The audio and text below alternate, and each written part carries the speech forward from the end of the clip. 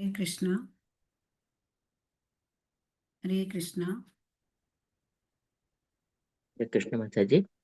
हरे हरे कृष्ण। कृष्ण माता जी। श्री दामोदराष्टका। नमामीश्वरं सच्चिदानन्दरूपं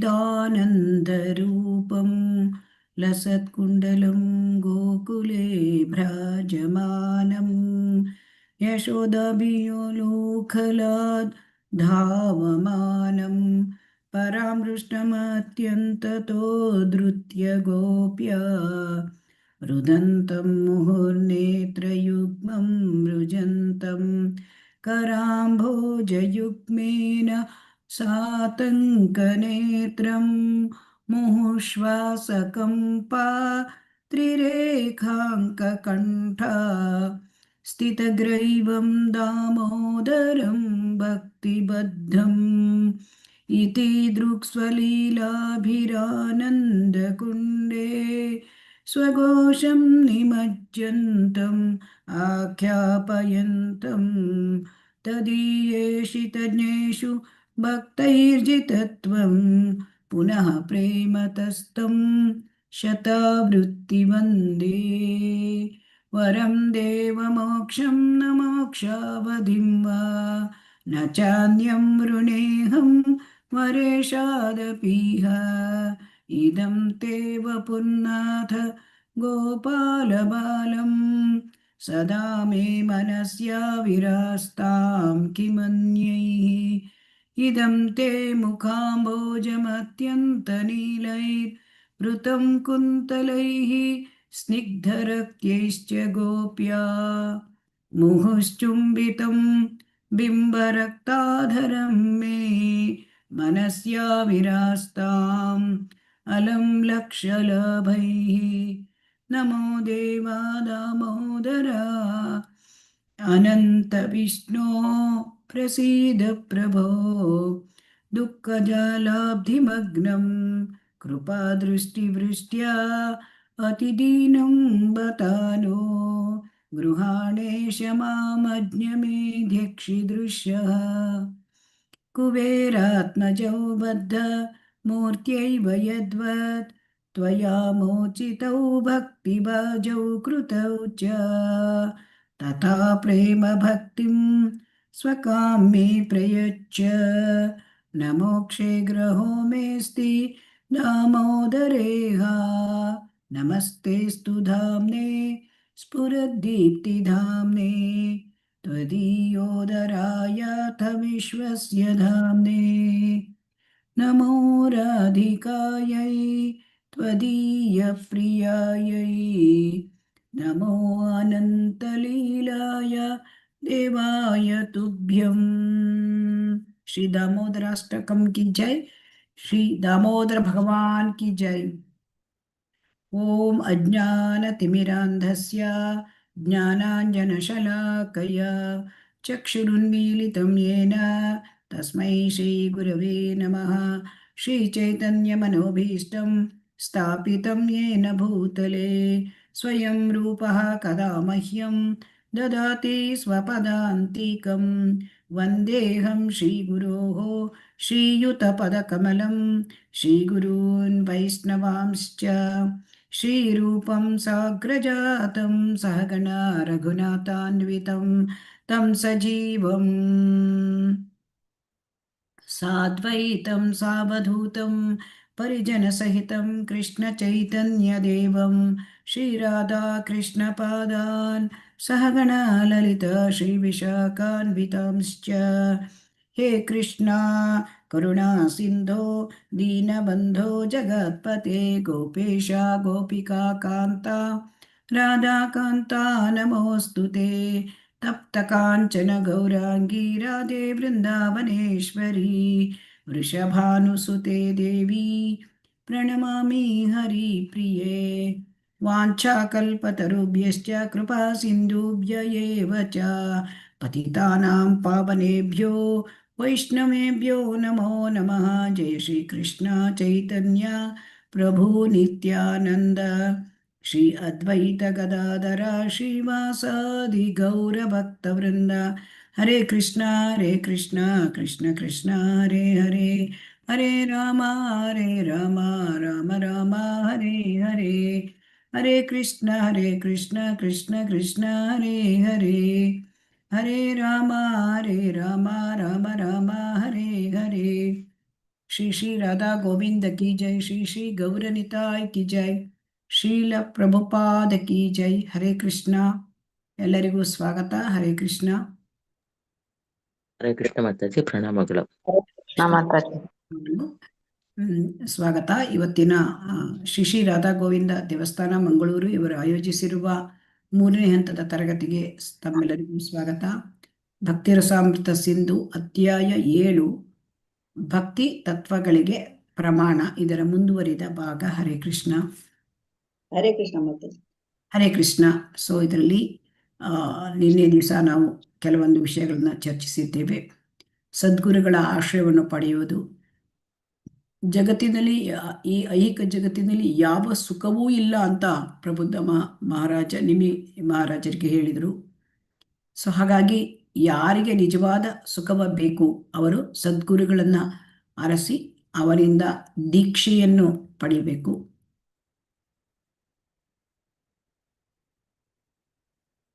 ಸದ್ಗುರುವಿನಿಂದ ದೀಕ್ಷಾ ಸ್ವೀಕಾರ ಮಾಡಿ ಅವರಿಂದ ಬೋಧನೆಗಳನ್ನು ನಾವು ಪಡಿಬೇಕು. ದೀಕ್ಷಾ ಸ್ವೀಕಾರ ಮಾಡೋದು ಬಹಳ ಮುಖ್ಯವಾದದ್ದು. ಸದ್ಗುರುವನ್ನ ಸೇವೆ ಮಾಡಿ ಅವರನ್ನ ಸಂತೃಪ್ತಿಗೊಳಿಸಬೇಕು. ಹಾಗೆ ಯಾರಿಗೆ ಸದ್ಗುರುವಿನಲ್ಲಿ ಭಗವಂತನಲ್ಲಿ ಅಚಲ ಶ್ರದ್ಧೆ ಇರುತ್ತೆ ಅವರಿಗೆ ಎಲ್ಲ ಒಂದು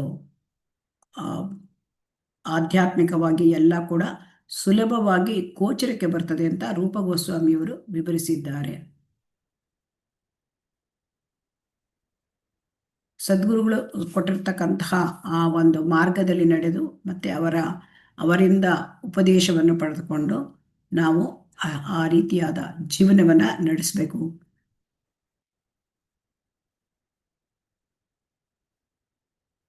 ನಾವು ಇಲ್ಲಿ ಸಂತ ಪುರುಷರ ಮಾರ್ಗಾನುಸರಣೆ, ಸೊ ಹಾಗಾಗಿ ಪೂರ್ವ ಆಚಾರ್ಯರನ್ನು ಕೂಡ ನಾವು ಅನುಸರಿಸಿ ನಡೆಯಬೇಕು ಅಂತ ಸ್ಕಂದ ಪುರಾಣದಲ್ಲಿ ಹೇಳಿದೆ. ಸೊ ಹಾಗಾಗಿ ಪೂರ್ವ ಆಚಾರ್ಯರ ಹೆಜ್ಜೆ ಜಾಡಿನಲ್ಲಿ ನಡೆಯುವುದರಿಂದ ನಮಗೆ ಅಪೇಕ್ಷಿತ ಸಿದ್ಧಿಗಳು ಸಿಗುತ್ತವೆ.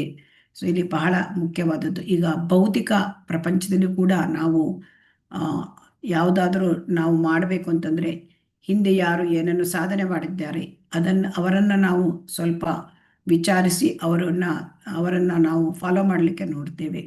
ಅದೇ ರೀತಿ ಭೌತಿಕದಲ್ಲಿ ಹೀಗೆ ಆದರೆ ನಮಗೆ ಆಧ್ಯಾತ್ಮಿಕದಲ್ಲಿ ಮುಂದುವರಿಬೇಕು ಅಂದರೆ ಸಂತರನ್ನು ಮತ್ತು ಪೂರ್ವ ಆಚಾರ್ಯರನ್ನು ನಾವು ಅವರು ಹೇಗೆ ನಡೆದಿದ್ದಾರೆ ಅದನ್ನು ಅನುಸರಿಸಬೇಕು. ಹರೇ ಕೃಷ್ಣ. ಇಲ್ಲಿ ನಾವು ನಿನ್ನೆ ದಿವಸ ಈ ಪ್ಯಾರವನ್ನು ಓದಿದ್ದೇವೆ ಕಾಣುತ್ತೆ. ಹರೇ ಕೃಷ್ಣ. ಇದನ್ನು ಓದಿ ಯಾರಾದರೂ? ಹರೇ ಕೃಷ್ಣ. ಹರೇ ಕೃಷ್ಣ ಮಾತಾಜಿ. ಮಾತಾಜಿ. ಬ್ರಹ್ಮಯಾಮಲ ಎಂಬೊಂದು ಧರ್ಮಗ್ರಂಥವು ಹೀಗೆ ಹೇಳುತ್ತದೆ: ಧರ್ಮಗ್ರಂಥಗಳ ಪ್ರಾಮಾಣ್ಯವನ್ನು ಗೌರವಿಸಿ ನಡೆಯದೆ ತಾನೊಬ್ಬ ಬಹು ದೊಡ್ಡ ಭಕ್ತನೆಂದು ತೋರಿಸಿಕೊಳ್ಳಲು ಯಾರಾದರೂ ಪ್ರಯತ್ನಿಸಿದರೆ ಅಂತಹವನ ಕಾರ್ಯಗಳು ಭಕ್ತಿ ಸೇವೆಯಲ್ಲಿ ಪ್ರಗತಿ ಸಾಧಿಸುವ ಅವನ ಉದ್ದೇಶ ಪೂರೈಕೆಗೆ ನೆರವಾಗುವುದಿಲ್ಲ. ಇದಕ್ಕೆ ಪ್ರತಿಯಾಗಿ ಅಂತವನು ಭಕ್ತಿ ಸೇವೆಯನ್ನು ಪ್ರಾಮಾಣಿಕವಾಗಿ ಅಭ್ಯಾಸ ಮಾಡುತ್ತಿರುವ ವಿದ್ಯಾರ್ಥಿಗಳಿಗೆ ಕ್ಷೋಭೆಯನ್ನು ಹುಟ್ಟು ಹಾಕುತ್ತಾನೆ.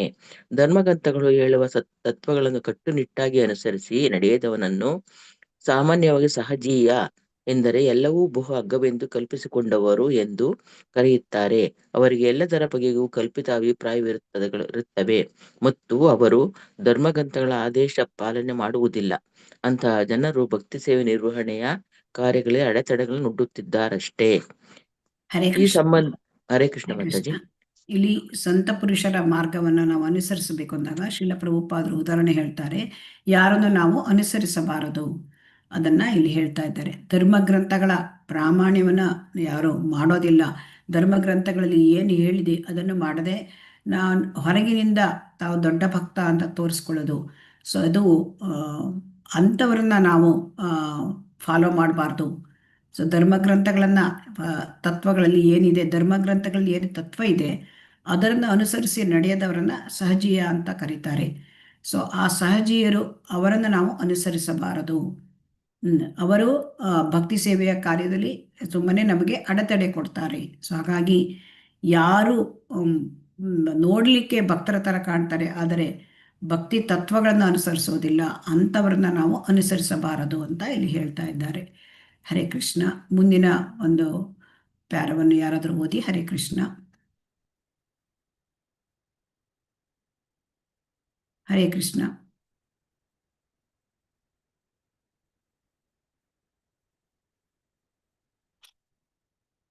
ಕೇಳ್ತಾ ಉಂಟಾ? ಹರೇ ಕೃಷ್ಣ. ಹರೇ ಕೃಷ್ಣ ಮಾತಾಜಿ. ಓದಿ ಮಾತಾಜಿ. ಬುದ್ಧನಿಗೆ ಭಕ್ತಿ ಸೇವೆ ಸಲ್ಲಿಸುವ ಜನ ಅನೇಕರಿದ್ದಾರೆ. ಆ ಕಾರಣ ಆ ಜನರನ್ನು ಕೂಡ ಭಕ್ತರೆಂದೇ ಎಣಿಸಬೇಕೆಂದು ಧರ್ಮ ಗ್ರಂಥವನ್ನು ಮಾನ್ಯ ಮಾಡದ ಅಥವಾ ಬೌದ್ಧ ಧರ್ಮೀಯರು ಇತರ ಕೆಲವು ಧರ್ಮ. ಹರೇ ಕೃಷ್ಣ. ಇಲ್ಲಿ ಮೇಲೊಂದು ಪ್ಯಾರ ಇದೆ. ಓಕೆ. ಈ ಸಂಬಂಧದಲ್ಲಿ ಭಕ್ತಿ ಸೇವೆಯ ಪ್ರಕ್ರಿಯೆಯಲ್ಲಿಲ್ಲದವರು ಹಾಗೂ ಅಪೌರುಷ ಗ್ರಂಥಗಳನ್ನು ಕುರಿತರೆ ತಾತ್ಸಾರ ಭಾವವುಳ್ಳವರು ಒಂದು ಆಕ್ಷೇಪ ಎತ್ತಬಹುದು. ಬೌದ್ಧ ಧರ್ಮದಲ್ಲಿ ಇದಕ್ಕೊಂದು ಉದಾಹರಣೆ ಸಿಗುತ್ತದೆ. ಭಗವಾನ್ ಬುದ್ಧನು ಅತಿ ಶ್ರೇಷ್ಠ ಕ್ಷತ್ರಿಯ ಕುಟುಂಬವೊಂದರಲ್ಲಿ ಜನಿಸಿದನು. ಆದರೆ ಅವನ ತತ್ವಗಳು ವೇದ ವಿರೋಧಿಯಾಗಿದ್ದವು. ಆ ಕಾರಣ ತಿರಸ್ಕೃತವೂ ಆದವು. ಹಿಂದೂ ದೊರೆಯೊಬ್ಬನ ಅಶೋಕ ಮಹಾರಾಜನ ಆಶ್ರಯದಲ್ಲಿ ಬೌದ್ಧ ಧರ್ಮವನ್ನು ಇಡೀ ಭಾರತ ಖಂಡದಲ್ಲಿ ಹಾಗೂ ಅದರ ಸುತ್ತಮುತ್ತಲಿನ ದೇಶಗಳಲ್ಲಿ ಹರಡಲಾಯಿತು. ಆದಾಗ್ಯೂ ಮಹಾನ್ ದಾರ್ಶನಿಕ ಬೋಧಕ ಶಂಕರಾಚಾರ್ಯರು ಅವತರಿಸಿದ ತರುವಾಯ ಬೌದ್ಧ ಧರ್ಮವು ಭಾರತ ಖಂಡದ ಗಡಿಗಳಾಚೆಗೆ ಉಚ್ಚಟಿತವಾಯಿತು. ಧನ್ಯವಾದಗಳು ಮಾತಾಜಿ. ಹರೇ ಕೃಷ್ಣ. ಇದನ್ನ ಯಾರಾದ್ರೂ ಓದಿ. ಹರೇ ಕೃಷ್ಣ.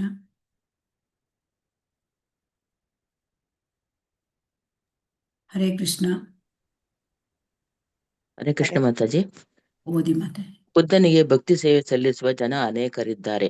ಆ ಕಾರಣ ಆ ಜನರನ್ನು ಕೂಡ ಭಕ್ತರೆಂದೇ ಎಣಿಸಬೇಕು ಎಂದು ಧರ್ಮಗ್ರಂಥಗಳನ್ನು ಮಾನ್ಯ ಮಾಡದ ಅಥವಾ ಬೌದ್ಧ ಧರ್ಮೀಯರು ಇತರ ಕೆಲವು ಧರ್ಮ ಅನುಯಾಯಿಗಳು ಹೇಳುತ್ತಾರೆ. ಈ ಮಾತಿಗೆ ಉತ್ತರ ನೀಡುತ್ತಾ ಬುದ್ಧನ ಅನುಯಾಯಿಗಳು ಭಕ್ತರೆಂದು ಪರಿಗಣಿಸುವ ಹಾಗಿಲ್ಲವೆಂದು ರೂಪ ಗೋಸ್ವಾಮಿಯವರು ಹೇಳುತ್ತಾರೆ. ಬುದ್ಧನನ್ನು ಕೃಷ್ಣನ ಅವತಾರವೆಂದೇ ಪರಿಗಣಿಸಲಾಗಿದ್ದರೂ ಇಂತಹ ಅವತಾರಗಳ ಅನುಯಾಯಿಗಳು ವೇದಗಳನ್ನು ಕುರಿತ ಜ್ಞಾನದಲ್ಲಿ ಪರಿಣಿತರಲ್ಲ. ವೇದಗಳನ್ನು ಅಧ್ಯಯನ ಮಾಡುವುದೆಂದರೆ ದೇವೋತ್ತಮ ಪುರುಷನ ಪಾರಮ್ಯವನ್ನು ಒಪ್ಪಿಕೊಳ್ಳುವುದೇ ಆಗಿದೆ. ಆದ್ದರಿಂದ ದೇವೋತ್ತಮ ಪುರುಷನ ಪಾರಮ್ಯವನ್ನು ನಿರಾಕರಿಸುವ ಯಾವುದೇ ಧರ್ಮ ತತ್ವವನ್ನು ಮಾನ್ಯ ಮಾಡಲಾಗದು ಮತ್ತು ಅದೇ ಕಾರಣಕ್ಕಾಗಿ ಅದನ್ನು ನಾಸ್ತಿಕವಾದ ಎನ್ನುತ್ತಾರೆ. ನಾಸ್ತಿಕತೆ ಎಂದರೆ ವೇದಗಳ ಪ್ರಾಮಾಣ್ಯವನ್ನು ನಿರಾಕರಿಸುವುದು ಹಾಗೂ ಸಾಮಾನ್ಯ ಜನರ ಒಳಿತಿಗಾಗಿ ವೈದಿಕ ಧರ್ಮ ಗ್ರಂಥಗಳನ್ನು ಬೋಧಿಸುವ ಮಹಾನ್ ಆಚಾರ್ಯರನ್ನು ನಿಂದಿಸುವುದು. ಹರೇ ಕೃಷ್ಣ. ಹರೇ ಕೃಷ್ಣ ಮಾತಾಜಿ. ಹರೇ ಕೃಷ್ಣ.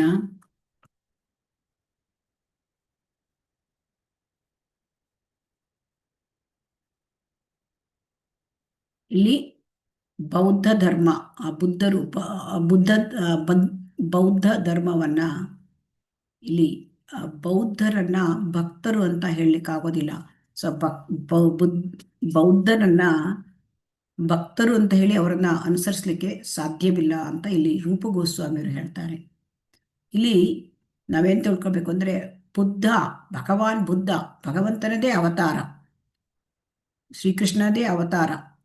ಅವನು ಹಾಗಿದ್ದರೆ ಆ ಬೌದ್ಧ ಧರ್ಮವನ್ನ ನಾವು ಯಾಕೆ ಬೌದ್ಧರ ಫಿಲಾಸಫಿಯನ್ನ ನಾವು ಒಪ್ಕೊಳ್ಳೋದಿಲ್ಲ ಅಂತ ಇಲ್ಲಿ ಹೇಳ್ತಾ ಇದ್ದಾರೆ. ಯಾಕೆಂತಂದ್ರೆ ಬುದ್ಧನಿಗೆ ಭಕ್ತಿ ಸಲ್ಲಿಸ್ತಕ್ಕಂತಹ ಜನ ಅನೇಕ ಜನ ಇದ್ದಾರೆ.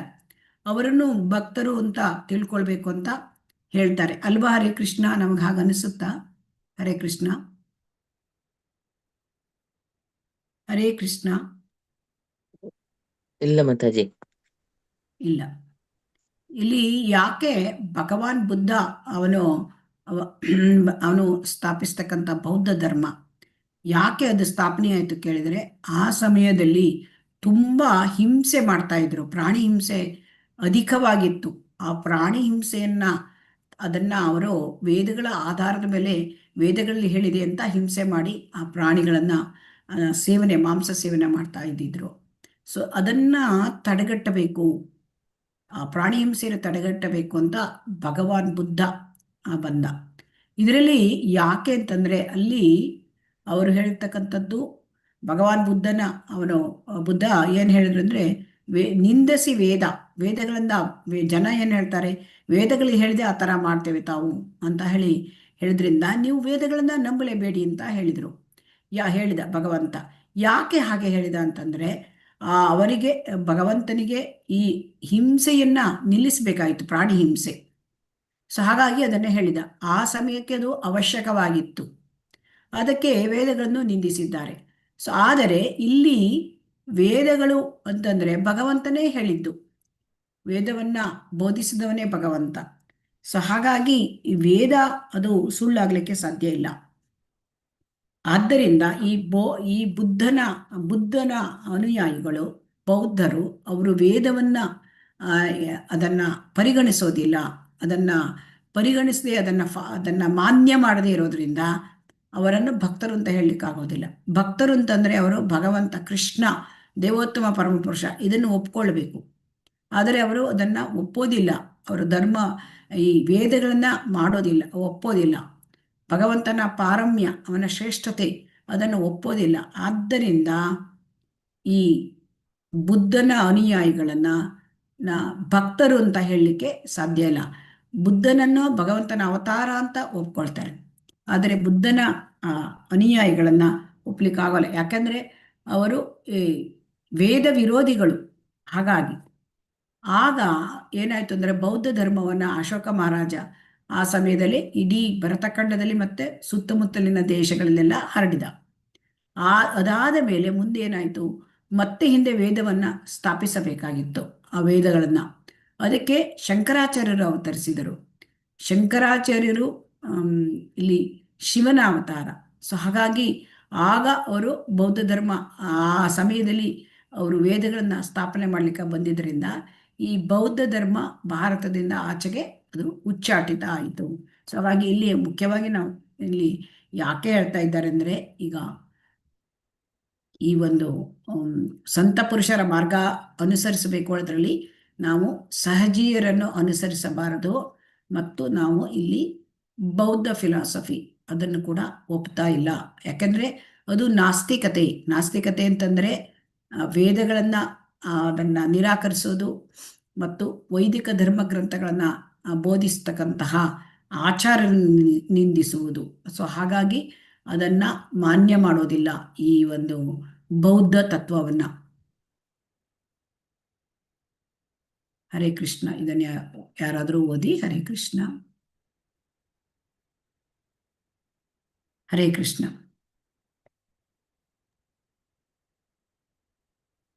ಹರೇ ಕೃಷ್ಣ ಮಾತಾಜಿ. ಭಗವಾನ್ ಬುದ್ಧನು ಕೃಷ್ಣನ ಅವತಾರವೆಂದು ಶ್ರೀಮದ್ ಭಾಗವತ ಒಪ್ಪಿಕೊಳ್ಳುತ್ತದೇನೋ ಹೌದು. ಆದರೆ ನಾಸ್ತಿಕ ಮನೋಧರ್ಮದ ಜನರಿಗೆ ದಿಗ್ಭ್ರಮೆಯನ್ನುಂಟು ಮಾಡಲು ಭಗವಾನ್ ಬುದ್ಧನು ಅವತಾರವಾಯಿತೆಂದು ಅದೇ ಶ್ರೀಮದ್ ಭಾಗವತದಲ್ಲಿ ಹೇಳಿದೆ. ಆದ್ದರಿಂದ ಬುದ್ಧನ ತತ್ವಗಳನ್ನು ನಾಸ್ತಿಕರನ್ನು ದಿಗ್ಭ್ರಮೆಗೊಳಿಸುವ ಸಲುವಾಗಿ ಇರುವ ಕಾರಣ ಅವನ್ನು ಮಾನ್ಯ ಮಾಡಬಾರದು. ಕೃಷ್ಣನು ನಾಸ್ತಿಕವಾದದ ತತ್ವಗಳ ಪ್ರಚಾರಕ್ಕೆ ನಿಲ್ಲಬೇಕೇ ಎಂದು ಯಾರಿಂದಲಾದರೂ ಒಂದು ಪ್ರಶ್ನೆ ಬರಬಹುದು. ವೇದಗಳ ಹೆಸರಿನಲ್ಲಿ ಆ ಕಾಲದಲ್ಲಿ ನಡೆಯುತ್ತಿದ್ದ ಹಿಂಸೆಯನ್ನು ನಿಲ್ಲಿಸುವುದು ದೇವೋತ್ತಮ ಪರಮಪುರುಷನ ಆಗಿತ್ತೆಂಬುದೇ ಆ ಪ್ರಶ್ನೆಯ ಉತ್ತರ. ಧಾರ್ಮಿಕರೆಂದು ನಮ್ಮನ್ನು ಕರೆದುಕೊಳ್ಳುತ್ತಿದ್ದ ಜನ ಮಾಂಸಾಹಾರ ಸೇವನೆಯಂತ ಹಿಂಸಾತ್ಮಕ ಕಾರ್ಯಗಳನ್ನು ಸಮರ್ಥಿಸಿಕೊಳ್ಳಲು ವೇದಗಳನ್ನು ಉಪಯೋಗಿಸಿಕೊಳ್ಳುತ್ತಿದ್ದರು. ವೇದಗಳಿಗೆ ನೀಡಲಾಗುತ್ತಿದ್ದ ಹುಸಿ ಅರ್ಥಗಳ ಜಾಲವನ್ನು ಪತಿತ ಜನರನ್ನು ಈಚೆಗೆಳೆದುಕೊಳ್ಳುವ ಸಲುವಾಗಿ ಬುದ್ಧನ ಅವತಾರವಾಯಿತು ಎಂದೇ ನಾಸ್ತಿಕರಿಗೆ ಬುದ್ಧನು ನಾಸ್ತಿಕವಾದವನ್ನೇ ಬೋಧಿಸಿದ. ಹಾಗೆ ಬೋಧಿಸುವ ತನ್ನನ್ನು ಅಥವಾ ಕೃಷ್ಣನನ್ನು ಆ ಜನ ಹಿಂಬಾಲಿಸಿ ನಡೆದು ತನ್ಮೂಲಕ ಕೃಷ್ಣನ ಸೇವೆಯಲ್ಲಿ ನಿಲ್ಲುವಂತೆ ಬುದ್ಧನು ಆ ಜನರನ್ನು ಮರಳುಗೊಳಿಸಿದ ಉಪಾಯವಾಗಿ ಮಾಡಿದ ತಂತ್ರಗಾರಿಕೆ ಇದಾಗಿತ್ತಷ್ಟೇ. ಹರೇ ಕೃಷ್ಣ ಮಾತಾಜಿ. ಧನ್ಯವಾದ. ಹರೇ ಕೃಷ್ಣ. ಈಗ ಪ್ರಶ್ನೆ ಏನ್ ಬರುತ್ತೆ ಅಂದ್ರೆ, ಬುದ್ಧ ಭಗವಾನ ಅವತಾರವಾದರೆ ಕೃಷ್ಣ ಯಾಕೆ ಅದನ್ನ ನಾಸ್ತಿಕ ತತ್ವಕ್ಕೆ ಪ್ರಚಾರಕ್ಕೆ ನಿಲ್ಬೇಕಾಗಿತ್ತು? ಇಂಥ ಪ್ರಶ್ನೆ ಎಲ್ಲರಿಗೂ ಕೂಡ ಬರಬಹುದು ಅಲ್ವಾ? ಹರೇ ಕೃಷ್ಣ. ಹೌದು ಮಾತಾಜಿ. ಅಲ್ಲಿ ಏನಾಗಿತ್ತು ಅಂದ್ರೆ, ಭಗವಂತನ ಒಂದು ಇಚ್ಛೆ ಏನಾಗಿತ್ತು ಅಂದ್ರೆ, ಅಲ್ಲಿ ನಡೀತಕ್ಕಂತಹ ಹಿಂಸೆ ನಿಲ್ಲಿಸಬೇಕು. ವೇದಗಳ ಹೆಸರಿನಲ್ಲಿ ಹಿಂಸೆ ಮಾಡ್ತಾ ಇದ್ರು, ಪ್ರಾಣಿ ಹಿಂಸೆ. ಸೊ ಹಾಗಾಗಿ ಅದನ್ನ ನಿಲ್ಲಿಸಬೇಕು. ಜನ ಏನ್ ಮಾಡ್ತಿದ್ರು, ವೇದಗಳಲ್ಲಿ ಬರೆದಿದೆ ಅಂತ ಹೇಳಿ ಮಾಡ್ತಾ ಇದ್ರು. ವೇದಗಳಲ್ಲಿ ಅಂತಂದ್ರೆ ಏನಂತಂದ್ರೆ ಅದರಲ್ಲಿ ಯಾಕೆ ಕೊಟ್ಟಿದ್ರು ಕೇಳಿದರೆ, ಎಲ್ಲರೂ ಕೂಡ ನೇರವಾಗಿ ಭಕ್ತಿ ಸೇವೆಗೆ ಬರಲಿಕ್ಕೆ ಸಾಧ್ಯ ಇಲ್ಲ. ಸಾಧ್ಯ ಇದೆಯಾ? ಎಲ್ಲರೂ ಎಲ್ಲವನ್ನೂ ಬಿಟ್ಟು ಒಮ್ಮೆಗೆ ಭಕ್ತಿ ಸೇವೆಗೆ ಬರಲಿಕ್ಕೆ ಸಾಧ್ಯ ಉಂಟಾ? ಹರೇ ಕೃಷ್ಣ. ಇಲ್ಲ ಮಾತಾಜಿ. ಇಲ್ಲ. ಆ ಆ ಸಂದರ್ಭದಲ್ಲಿ ಜನರನ್ನು ನಿಧಾನವಾಗಿ ಭಕ್ತಿಗೆ ಎಳೆಯಬೇಕು, ತರಬೇಕು. ಈ ವಿಚಾರವಾಗಿ ಏನು ಮಾಡಿದ್ರು ವೇದಗಳಲ್ಲಿ, ಅಂದರೆ ಈ ಒಂದು ಕೆಲವು ಜನರಿಗೆ ಅಂದರೆ ಮಾಂಸಾಹಾರಕ್ಕೆ ಅವಕಾಶ ಹೇಗೆ ಕೇಳಿದರೆ, ಅದು ತಾಮಸಿಕ ಪುರಾಣದಲ್ಲಿ ಏನಂತಂದರೆ ಅಮಾವಾಸ್ಯೆಯ ದಿನ ಅದು ಕೂಡ ದೇವಿಯ ಮುಂದೆ ಅದನ್ನು ಬಲಿ ಕೊಟ್ಟು ಪ್ರಾಣಿ ಯಾವುದೇ ಒಂದು ಪ್ರಾಣಿಯನ್ನು ಅದನ್ನು ಉಪಯೋಗಿಸಿಕೊಳ್ಳೋದು ಮಾಂಸಾಹಾರಕ್ಕೆ. ಅದು ಕೂಡ ತಿಂಗಳಲ್ಲಿ ಒಮ್ಮೆ. ಈಗಿನ ಹಾಗೆ ಅಂದರೆ ತುಂಬ ಈ ಥರ ವಧಾಗಾರದಲ್ಲಿ ಪ್ರಾಣಿಗಳನ್ನು ಒಂದೇ ಒಟ್ಟಿಗೆ ಕೊಲ್ಲುವುದು ಅದರ ಮಾಂಸಾಹಾರ ಸೇವನೆ ಅಲ್ಲ. ಮತ್ತು ಆ ಪ್ರಾಣಿಯನ್ನು ಬಲಿ ಕೊಡುವಾಗಲೂ ಕೂಡ ನಾನು ನಿನ್ನನ್ನು ಈ ಜನ್ಮದಲ್ಲಿ ನಿನ್ನನ್ನು ನಾನು ಕೊಂದು ತಿಂತಾ ಇದ್ದೇನೆ, ಮುಂದಿನ ಜನ್ಮದಲ್ಲಿ ನೀನು ನನಗೆ ಕೂಡ ಅದೇ ಥರ ಮಾಡಬಹುದು, ಇದು ಈ ಥರ ಹೇಳಿ ಮಾಡಬೇಕಾಗಿತ್ತು. ಆದರೆ ಜನ ಇದನ್ನು ಮಿಸ್ಇಂಟರ್ಪ್ರಿಟೇಷನ್ ಮಾಡಿದ್ರು, ಅಂದರೆ ತಪ್ಪಾಗಿ ಅದನ್ನು ಅರ್ಥೈಸಿಕೊಂಡರು. ತಪ್ಪಾಗಿ ಅರ್ಥೈಸಿಕೊಂಡಿದ್ರಿಂದ ಅದು ಮಾಂಸಾಹಾರ ತುಂಬ ಹೆಚ್ಚಾಯಿತು ಮತ್ತು ಹಿಂಸೆ ಹೆಚ್ಚಾಯಿತು. ಸೊ ಇದನ್ನು ತಡೆಗಟ್ಟಲಿಕ್ಕಾಗಿ ಭಗವಾನ್ ಬುದ್ಧ ಅವನು ಗುರುವಾಗಿ ಬಂದ, ಅವತಾರ ಎತ್ತಿದ ಕೃಷ್ಣ. ಸೊ ಆಗ ಏನಾಯಿತು ಅಂದರೆ ಜನರಿಗೆ ಅದನ್ನು ಅಂದರೆ ಬುದ್ಧ ಅಹಿಂಸಾ ಪರಮೋ ಧರ್ಮ ಇದೆಲ್ಲ ಹೇಳಿದ್ದಾರೆ ಅಲ್ವಾ? ಹರೇ ಕೃಷ್ಣ. ಅಹಿಂಸಾ ಪರಮೋ ಧರ್ಮ ಅಂತ ಹೇಳಿದ್ದಾರೆ. ಸೊ ಹಾಗಾಗಿ ಬುದ್ಧನ ಈ ತತ್ವಗಳು ವೇದಗಳಲ್ಲಿ ಇಲ್ಲ. ಅಂದರೆ ವೇದಗಳಲ್ಲಿ ಈ ಥರವಾದ ಒಂದು ವೇದಕ್ಕೆ ವಿರುದ್ಧವಾದ ವಿಚಾರಗಳು. ಸೊ ಹಾಗಾಗಿ ಇಲ್ಲಿ ಏನಾಗಿದೆ ಅಂತಂದರೆ ಅದನ್ನು ನಾವು ಭಕ್ತರು ಅಂತ ಅವ್ರನ್ನ ನಂಬ್ಕೊಳ್ಳಿಕ್ಕೆ ಸಾಧ್ಯ ಇಲ್ಲ. ಆದರೆ ಅವರು ಬುದ್ಧನನ್ನು ಅನುಸರಿಸೋದ್ರಿಂದ ಬುದ್ಧ ಭಗವಂತನೇ. ಸೊ ಆದ್ದರಿಂದ ಅದರ ಮೂಲಕ ಕೃಷ್ಣನನ್ನು ಅಂದರೆ ಆ ಬುದ್ಧನನ್ನು ಹಿಂಬಾಲಿಸಿದ್ದರಿಂದ ತನ್ಮೂಲಕ ಕೃಷ್ಣನ ಸೇವೆಯಲ್ಲಿ ನಿಲ್ಲುವಂತೆ ಬುದ್ಧನು ಆ ಜನರನ್ನು ಮರಳುಗೊಳಿಸಿದ. ಈ ರೀತಿಯಾಗಿ ಆ ಸಮಯದಲ್ಲಿ ಅದು ಬೇಕಾಗಿತ್ತು. ಜನರಿಗೆ, ನಾಸ್ತಿಕ ಮನೋಧರ್ಮದ ಜನರಿಗೆ ದಿಗ್ಭ್ರಮೆ ಹುಟ್ಟಿಸಬೇಕಾಗಿತ್ತು. ಅವರ ಒಂದು ಹಿಂಸಾ ಪ್ರವೃತ್ತಿಯನ್ನು ಕಡಿಮೆ ಮಾಡಬೇಕಾಗಿತ್ತು. ಸೊ ಹಾಗಾಗಿ ಈ ರೀತಿಯಾಗಿ ಹೇಳಿದ್ದಾರೆ. ಇದು ಆದ್ದರಿಂದ ನಾವು ಯಾರು ಸಂತರು ಇದನ್ನು ನಾವು ತಿಳ್ಕೊಳ್ಬೇಕು ಮತ್ತು ಆ ಸಂತ ಪುರುಷನ ಮಾರ್ಗಾನುಸರಣೆ ನಾವು ಮಾಡಬೇಕು, ಅವರ ನಡೆದ ಹೆಜ್ಜೆಯಲ್ಲಿ ಮಾಡಬೇಕು. ಆದರೆ ಇಲ್ಲಿ ಸಹಜೀಯರು ಮತ್ತೆ ಬುದ್ಧರನ್ನು ಫಾಲೋ ಮಾಡೋದಿಲ್ಲ ಅಂತ ಹೇಳ್ತಾ ಇದ್ದಾರೆ. ಹರೇ ಕೃಷ್ಣ.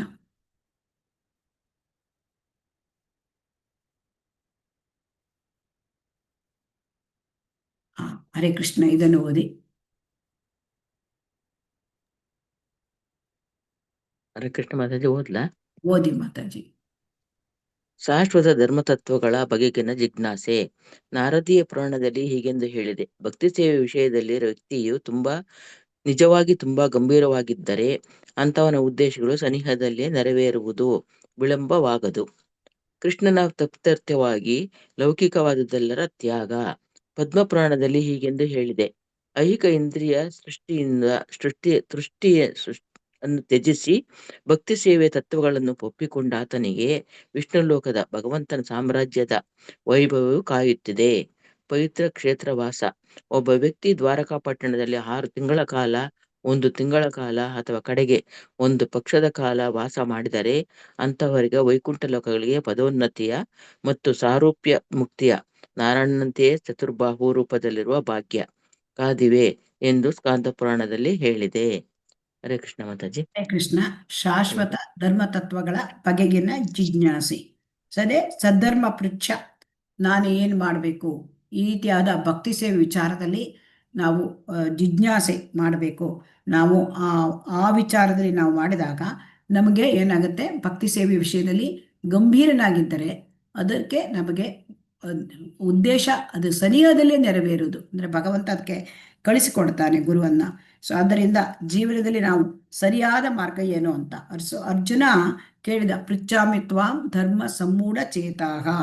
ನಾನು ನಿನಗೆ ಶರಣಾಗತ ಆತ್ಮ, ನನಗೆ ಗೊಂದಲ ಉಂಟಾಗಿದೆ, ನಾನು ಏನು ಮಾಡಬೇಕು ಅಂತ ಅರ್ಜುನ ಭಗವಂತನನ್ನು ಕೇಳಿದ. ಅದಕ್ಕೆ ಭಗವಂತ ಅವನಿಗೆ ಭಗವದ್ಗೀತೆಯನ್ನು ಅವನು ಸಾರಿದ. ಸೊ ಹಾಗಾಗಿ ನಾವು ತಿಳ್ಕೊಳ್ಬೇಕು, ನಮಗೆ ಯಾವುದು ಶ್ರೇಯಸ್ಕರವಾದದ್ದು ಯಾವುದು, ಇದನ್ನು ನಾವು ನಮ್ಮ ಗುರುವಿನ ಮೂಲಕ ನಾವು ಇದನ್ನು ತಿಳ್ಕೊಳ್ಬೇಕು. ಅದನ್ನೇ ಶಾಶ್ವತ ಧರ್ಮ ತತ್ವಗಳ ಬಗೆಗಿನ ಜಿಜ್ಞಾಸೆ. ಸೊ ಇದನ್ನು ನಾರದ ಪುರಾಣದಲ್ಲಿ ಹೇಳಿದ್ದಾರೆ. ಈ ಥರ ಭಕ್ತಿ ಸೇವೆ ವಿಷಯದಲ್ಲಿ ಗಂಭೀರವಾಗಿದ್ದರೆ ಅದಕ್ಕೆ ಅವನ ಉದ್ದೇಶಗಳು ಭಗವಂತ ಈಡೇರಿಸ್ಕೊಡ್ತಾನೆ. ನಾವು ಗಂಭೀರತೆಯನ್ನು ತೋರಿಸ್ಬೇಕು ಅಲ್ವಾ? ಹರೇ ಕೃಷ್ಣ. ನಮ್ಮಲ್ಲಿ ಇಚ್ಛೆ ಇರಬೇಕು ಅಲ್ವಾ? ಹರೇ ಕೃಷ್ಣ. ಹೌದು ಹೌದು ಮಾತಾಜಿ. ಮಾತಾಜಿ, ಹೌದು ಹಾ, ನಾವು ಯಾವಾಗ ತುಂಬ ಗಂಭೀರವಾಗಿ ಭಕ್ತಿ ಸೇವೆಯ ಬಗ್ಗೆ ವಿಷಯ ತಿಳ್ಕೊಳ್ಬೇಕು ಅಂತ ನಾವು ಮಾಡ್ತೇವೆ, ಅದಕ್ಕೆ ನಮಗೆ ಭಗವಂತ ಒಂದಲ್ಲ ಒಂದು ತಿಳ್ಕೊಳ್ಳೋ ಬಗ್ಗೆ ವಿಚಾರಕ್ಕೆ ಹಂಗೆ ಅನುಕೂಲ ಮಾಡಿಕೊಡ್ತಾನೆ ಅಲ್ವಾ? ಈ ರೀತಿಯ ತರಗತಿಗಳು ನಡೆಯುತ್ತೆ. ಅಂದರೆ ಅದನ್ನು ನಿಮಗೆ ಎಲ್ಲಿಂದಲಾದರೂ ಅದರ ವಿವರಣೆ ಸಿಕ್ಕುತ್ತೆ, ಅದಕ್ಕೆ ಸೇರ್ತೇವೆ ಅಲ್ವಾ? ಹರೇ ಕೃಷ್ಣ. ಹೌದು ಹೌದು ಮಾತಾಜಿ. ಮಾತಾಜಿ, ಮಾರ್ಗದರ್ಶನ ಆಗಿರ್ತದೆ ಮಾತಾಜಿ. ಮಾರ್ಗದರ್ಶಕರು ಅದನ್ನ ಭಗವಂತನೇ ಆ ವಿಚಾರಗಳನ್ನೆಲ್ಲ ನಮಗೆ ಕಳಿಸ್ತಾನೆ. ನಮಗೆ ಭಕ್ತಿ ಸೇವೆಯಲ್ಲಿ ತುಂಬ ಗಂಭೀರವಾಗಿ ಇಚ್ಛೆ ಇರಬೇಕು ಅದಕ್ಕೆ. ಸೊ ಅದಕ್ಕೆ ಧರ್ಮ ತತ್ವಗಳ ಸದ್ಧರ್ಮ ಪೃಚ್ಛ ಅಂತ ಹೇಳ್ತಾರೆ. ಸದ್ಧರ್ಮ ಪೃಚ್ಛ ಅಂತಂದ್ರೆ ಈಗ ನಮಗೆ ಭಗವಂತನ ಈ ಭೌತಿಕ ಪ್ರಪಂಚದಿಂದ ನಾವು ಬಿಡುಗಡೆ ಹೊಂದಿ ಭಗವಂತನ ಲೋಕಕ್ಕೆ ಹೋಗ್ಲಿಕ್ಕೆ ನಾವು ಯಾವ ಥರ ಪ್ರಯತ್ನ ಮಾಡಬೇಕು, ಇದನ್ನ ತಿಳ್ಕೊಳ್ಳಿಕ್ಕಾಗಿ ಇದು ನಾವು ಜಿಜ್ಞಾಸೆ ಮಾಡಬೇಕು ಅಲ್ವಾ? ಹರೇ ಕೃಷ್ಣ. ಹೌದು ಮಾತಾಜಿ. ಹೌದು ಮಾತಾಜಿ.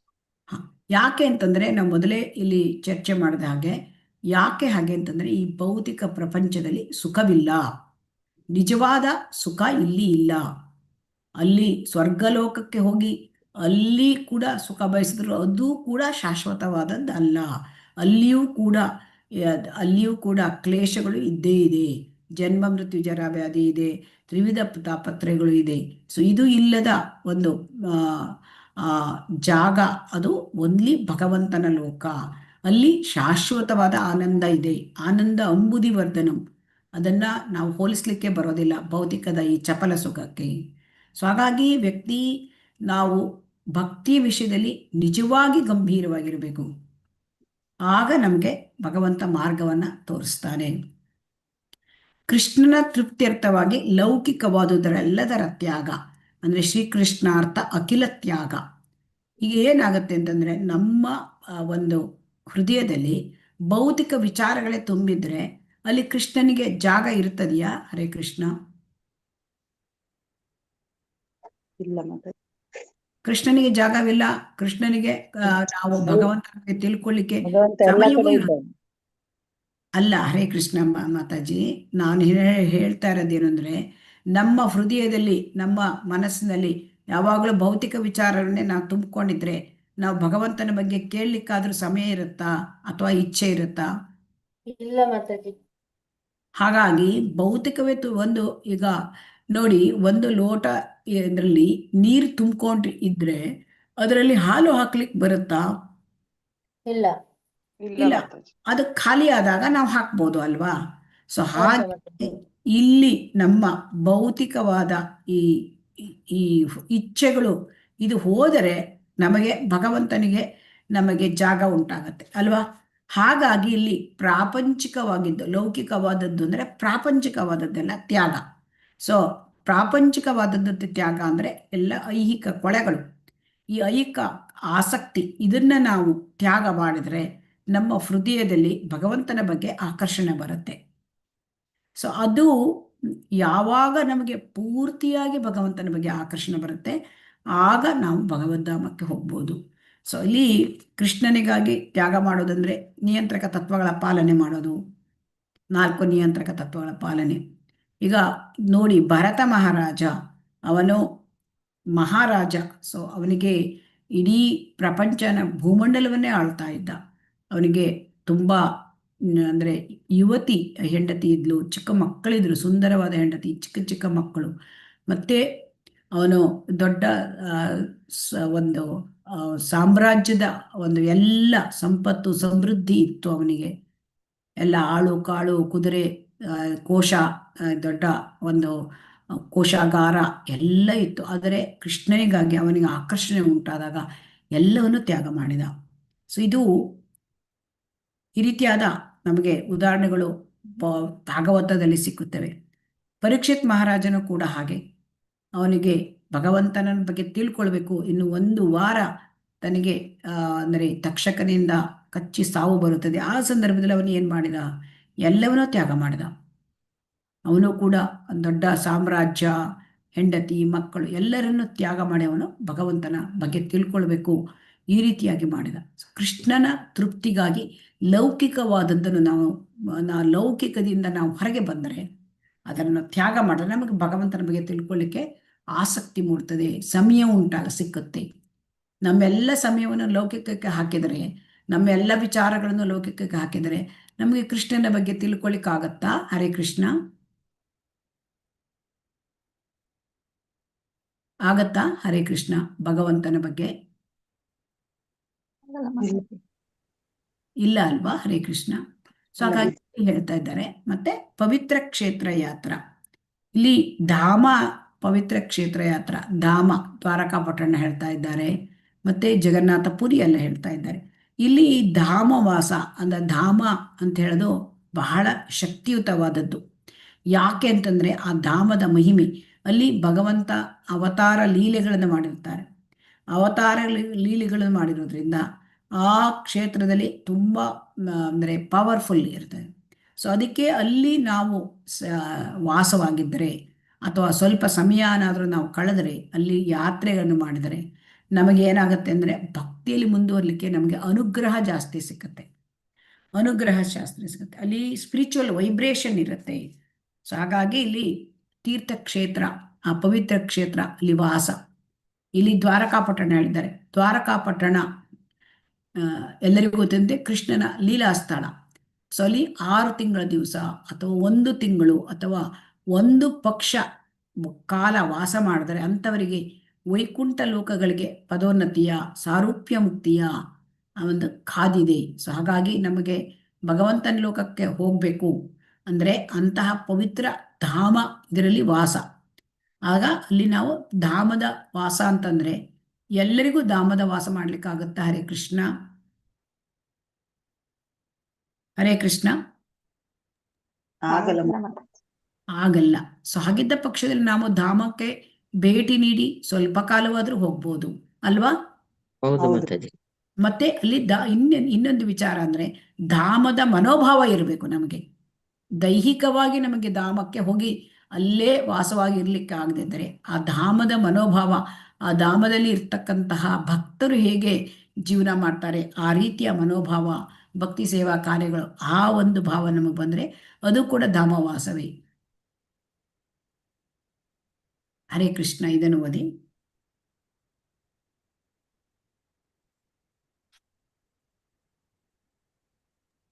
ಹರೇ ಹರೇ ಕೃಷ್ಣ. ಕೃಷ್ಣ. ಓದಿ ಮಾತಾಜಿ. ವರ್ಣಿಸಲು ಬರುವುದಿಲ್ಲ ಜಗನ್ನಾಥಪುರಿಯ ನಿವಾಸಿಗಳು ದೇಹ ಇಲ್ಲಿ ಲಕ್ಷಣ. ಮಾತಾಜಿ, ಇಲ್ಲಿ ಬ್ರಹ್ಮ ಪುರಾಣದಲ್ಲಿ ಇಲ್ಲಿದೆ ಮಾತಾಜಿ. ಹರೇ ಕೃಷ್ಣ. ಬ್ರಹ್ಮ ಪುರಾಣದಲ್ಲಿ ಹೀಗೆನ್ನಲಾಗಿದೆ, ಭಗವಾನ್ ಜಗನ್ನಾಥನಿಗೆ ಸೇರಿದ 80 ಚದುರ ಮೈಲಿ ವಿಸ್ತರಣದ ಪುರುಷೋತ್ತಮ ಕ್ಷೇತ್ರದ ಲೋಕೋತ್ತರ ಮಹತ್ವವನ್ನು ಸಮರ್ಪಕವಾಗಿ ವರ್ಣಿಸಲು ಬರುವುದಿಲ್ಲ. ಜಗನ್ನಾಥಪುರಿಯ ನಿವಾಸಿಗಳ ದೇಹ ಲಕ್ಷಣಗಳು ವೈಕುಂಠ ಲೋಕದ ನಿವಾಸಿಗಳ ದೇಹ ಲಕ್ಷಣಗಳಂತೆಯೇ ಇವೆ ಎಂದು ಗೃಹ ಲೋಕಗಳು ದೇವತೆಗಳು ಕೂಡ ಭಾವಿಸುತ್ತಾರೆ. ಎಂದರೆ ಜಗನ್ನಾಥಪುರಿಯ ನಿವಾಸಿಗಳು ಚತುರ್ಬಾಹು ರೂಪವಿರುವುದಾಗಿ ದೇವತೆಗಳು ಕಾಣುತ್ತಾರೆ. ಹಿಂದೆ ಹರೇ ಕೃಷ್ಣ. ಇಲ್ಲಿ ನೋಡೋಣ, ಜಗನ್ನಾಥಪುರಿ ಬಗ್ಗೆ ಹೇಳ್ತಾ ಇದ್ದಾರೆ. ಸೊ ಎಲ್ಲರಿಗೂ ಕೂಡ ಜಗನ್ನಾಥಪುರಿ ಕೂಡ ಭಗವಂತನ ಜಗನ್ನಾಥನ ಸ್ಥಾನ. ಸೊ ಅಲ್ಲಿ ಲೀಲೆಗಳು ಕೂಡ ನಡೆದಿದೆ. ಹಾಗಾಗಿ ಪುರುಷೋತ್ತಮ ಕ್ಷೇತ್ರ ಅಂತ ಕರೀತಾರೆ. ಸೊ ಹಾಗಾಗಿ ಜಗನ್ನಾಥಪುರಿಯಲ್ಲಿ ಇರ್ತಕ್ಕಂತಹ ನಿವಾಸಿಗಳು ಅವರು ಕೂಡ ಅಂದರೆ ದೇಹ ಲಕ್ಷಣ ವೈಕುಂಠದ ನಿವಾಸಿಗಳ ಥರ ಅಲ್ಲಿ ಎಲ್ಲ ಚತುರ್ಭುಜ ರೂಪ ಕಾಣುತ್ತಂತೆ ದೇವತೆಗಳಿಗೆ. ಸೊ ಹಾಗಾಗಿ ಅಲ್ಲಿ ಜಗನ್ನಾಥಪುರಿಯಲ್ಲಿ ಹೋಗುವುದು, ಅಲ್ಲಿ ವಾಸ ಮಾಡೋದು, ಅಲ್ಲಿ ಯಾತ್ರೆ ಮಾಡೋದು, ಇವೆಲ್ಲ ತುಂಬ ಇದು ಕೂಡ ತುಂಬ ಬಹಳವಾದ ಅಂದರೆ ನಮಗೆ ಭಕ್ತಿಯಲ್ಲಿ ಮುಂದುವರಲಿಕ್ಕೆ ಈ ತೀರ್ಥಕ್ಷೇತ್ರ ಯಾತ್ರೆ ಬಹಳ ಮುಖ್ಯವಾದದ್ದು, ಉಪಯುಕ್ತವಾದದ್ದು. ಆಮೇಲೆ ತೀರ್ಥಕ್ಷೇತ್ರ ಯಾತ್ರೆಯಲ್ಲಿ ನಾವು ಅಲ್ಲಿ ಹೋಗಿ ಭಗವಂತನ ದರ್ಶನವನ್ನು ಪಡೆದು ಮತ್ತು ಅಲ್ಲಿಯ ಅಂದರೆ ಆ ಪ್ರಸಾದ, ಜಗನ್ನಾಥಪುರಿಯಲ್ಲಿ ಮುಖ್ಯವಾದಿದ್ದು ಪ್ರಸಾದ ಭೋಗ. ಸೊ ಆ ಪ್ರಸಾದ ಸೇವನೆ, ಆಮೇಲೆ ಅಲ್ಲಿರ್ತಕ್ಕಂಥ ಭಕ್ತರ ಒಂದು ಸಂಘ, ಆ ಭಕ್ತರಿಂದ ನಾವು ತಿಳ್ಕೊಳ್ತಕ್ಕಂಥದ್ದು ಭಕ್ತಿಯ ಬಗ್ಗೆ, ಇದೆಲ್ಲ ನಮ್ಮಲ್ಲಿ ಭಕ್ತಿಯಲ್ಲಿ ಮುಂದುವರಲಿಕ್ಕೆ ಸಹಾಯ ಮಾಡುತ್ತೆ. ಸೊ ಇದನ್ನು ನಾವು ತಿಳ್ಕೊಳ್ಬೇಕು. ತೀರ್ಥಕ್ಷೇತ್ರ ಯಾತ್ರೆ, ಅದಕ್ಕೆ ಚೈತನ್ಯ ಮಹಾಪ್ರಭುಗಳು ಕೂಡ ಅವರು ಸ್ವತಃ ಕೃಷ್ಣ ಇಡೀ ಭಾರತದ ತುಂಬ ತೀರ್ಥಯಾತ್ರೆ ಮಾಡಿ ಅವರು ನಮಗೆ ತೋರಿಸಿದ್ದಾರೆ. ಸೊ ಹಾಗಾಗಿ ಇದೊಂದೇ ಅಲ್ಲ, ವೃಂದಾವನ ಕೂಡ ಭಗವಂತನ ಆ ಒಂದು ಲೀಲಾ ಸ್ಥಳ, ಮಾಯಾಪುರದಲ್ಲಿ ಕೂಡ ಹಾಗೆ. ಸೊ ಆದ್ದರಿಂದ ಇಲ್ಲೆಲ್ಲ ಅಂದರೆ ದ್ವಾರಕಾ, ಜಗನ್ನಾಥಪುರಿ ಮತ್ತು ವೃಂದಾವನ, ಈ ತೀರ್ಥಕ್ಷೇತ್ರಗಳು, ಮಾಯಾಪುರ, ಇಲ್ಲಿ ನಾವು ಧಾಮಯಾತ್ರೆ ಮತ್ತು ಧಾಮದ ಭಾವನೆಯನ್ನು ನಾವು ಕೂಡ ಇಟ್ಕೊಂಡು ಜೀವನ ಮಾಡಬೇಕು. ತೀರ್ಥಕ್ಷೇತ್ರ ಯಾತ್ರೆಯನ್ನು ಆಗಾಗ್ಗೆ ಮಾಡಿದರೆ ನಮಗೆ ಅದರ ಲಾಭ ಉಂಟಾಗತ್ತೆ. ಆಧ್ಯಾತ್ಮಿಕ ಲಾಭ, ಆಧ್ಯಾತ್ಮಿಕದಲ್ಲಿ ಮುಂದುವರಿಲಿಕ್ಕೆ ನಮಗೆ ಸಹಾಯ ಆಗುತ್ತೆ. ಹರೇ ಕೃಷ್ಣ.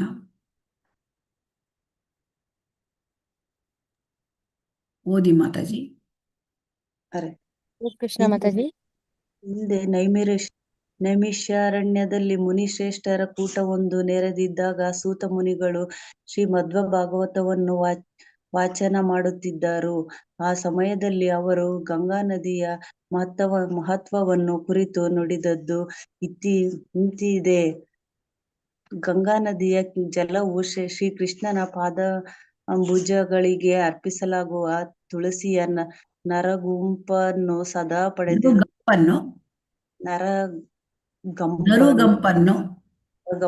ಸದಾ ಪಡೆದಿರುತ್ತದೆ. ಹಾಗಾಗಿ ಗಂಗಾ ನದಿಯ ನೀರು ಭಗವಾನ್ ಶ್ರೀಕೃಷ್ಣನ ಮಹಿಮೆಯನ್ನು ಪಸರಿಸುತ್ತಾ ಸದಾ ಹರಿಯುತ್ತಿರುತ್ತದೆ. ಗಂಗಾ ನದಿ ಎಲ್ಲೆಲ್ಲಿ ಹರಿಯುತ್ತದೆಯೋ ಆ ಎಲ್ಲಾ ಸ್ಥಳಗಳು ಒಳಗೆ ಹೊರಗೂ ಪವಿತ್ರವಾಗಿರುತ್ತದೆ. ಹರೇ ಕೃಷ್ಣ.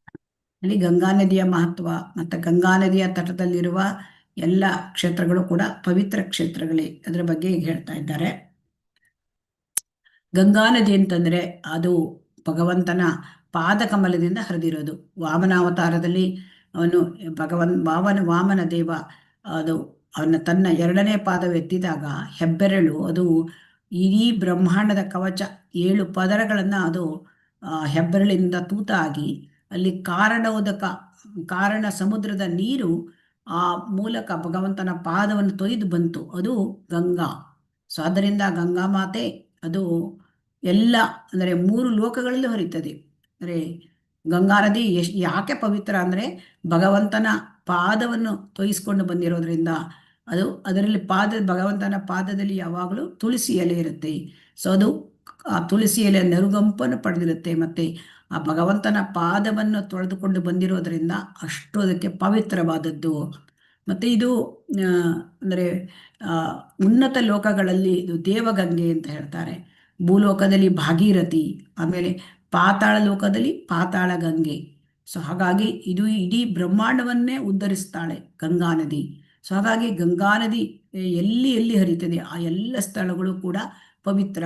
ಸೊ ಹಾಗಾಗಿ ಗಂಗಾ ನದಿಯ ಸ್ನಾನ ಮಾಡೋದು, ಗಂಗಾ ನದಿಯ ತೀರದಲ್ಲಿರ್ತಕ್ಕಂಥ ಎಲ್ಲ ಪವಿತ್ರ ಸ್ಥಳಗಳಲ್ಲಿ ಹೋಗೋದು, ಇದೆಲ್ಲವೂ ಕೂಡ ನಮಗೆ ಭಕ್ತಿಗೆ ಮುಂದುವರಿಲಿಕ್ಕೆ ಸಾಧ್ಯ. ಈಗ ಗಂಗಾ ನದಿಯ ತೀರದಲ್ಲಿ ಇದು ನಮ್ಮ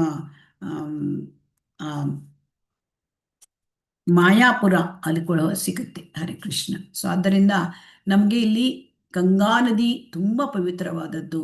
ಇದರ ನಾವು ಗಂಗಾ ಆ ಒಂದು ನದಿಯ ತೀರದಲ್ಲಿರ್ತಕ್ಕಂತಹ ಪುಣ್ಯಕ್ಷೇತ್ರಗಳಿಗೆ ಹೋಗಬೇಕು. ಗಂಗಾ ನದಿಯ ದರ್ಶನ, ಗಂಗಾ ನದಿಯ ಸ್ನಾನ, ಇದನ್ನು ಯಾವಾಗಲೂ ಕೂಡ ನಾವು ಪ್ರತಿನಿತ್ಯ ಗಂಗಾ ನದಿ ಸ್ನಾನ ಮಾಡೋದು ತುಂಬ ಒಳ್ಳೆಯದಂತೆ. ಹಾಗಾದರೆ ಜೀವನದಲ್ಲಿ ಕೆಲವೊಮ್ಮೆ ಹೋಗ್ತಾ ಇದ್ರೆ ನಾವು ಗಂಗಾ ನದಿ, ಅದಕ್ಕೆ ನಮಗೆ ಭಕ್ತಿಯಲ್ಲಿ ಮುಂದುವರ್ಲಿಕ್ಕೆ ಆಗತ್ತೆ. ಹರೇ ಕೃಷ್ಣ.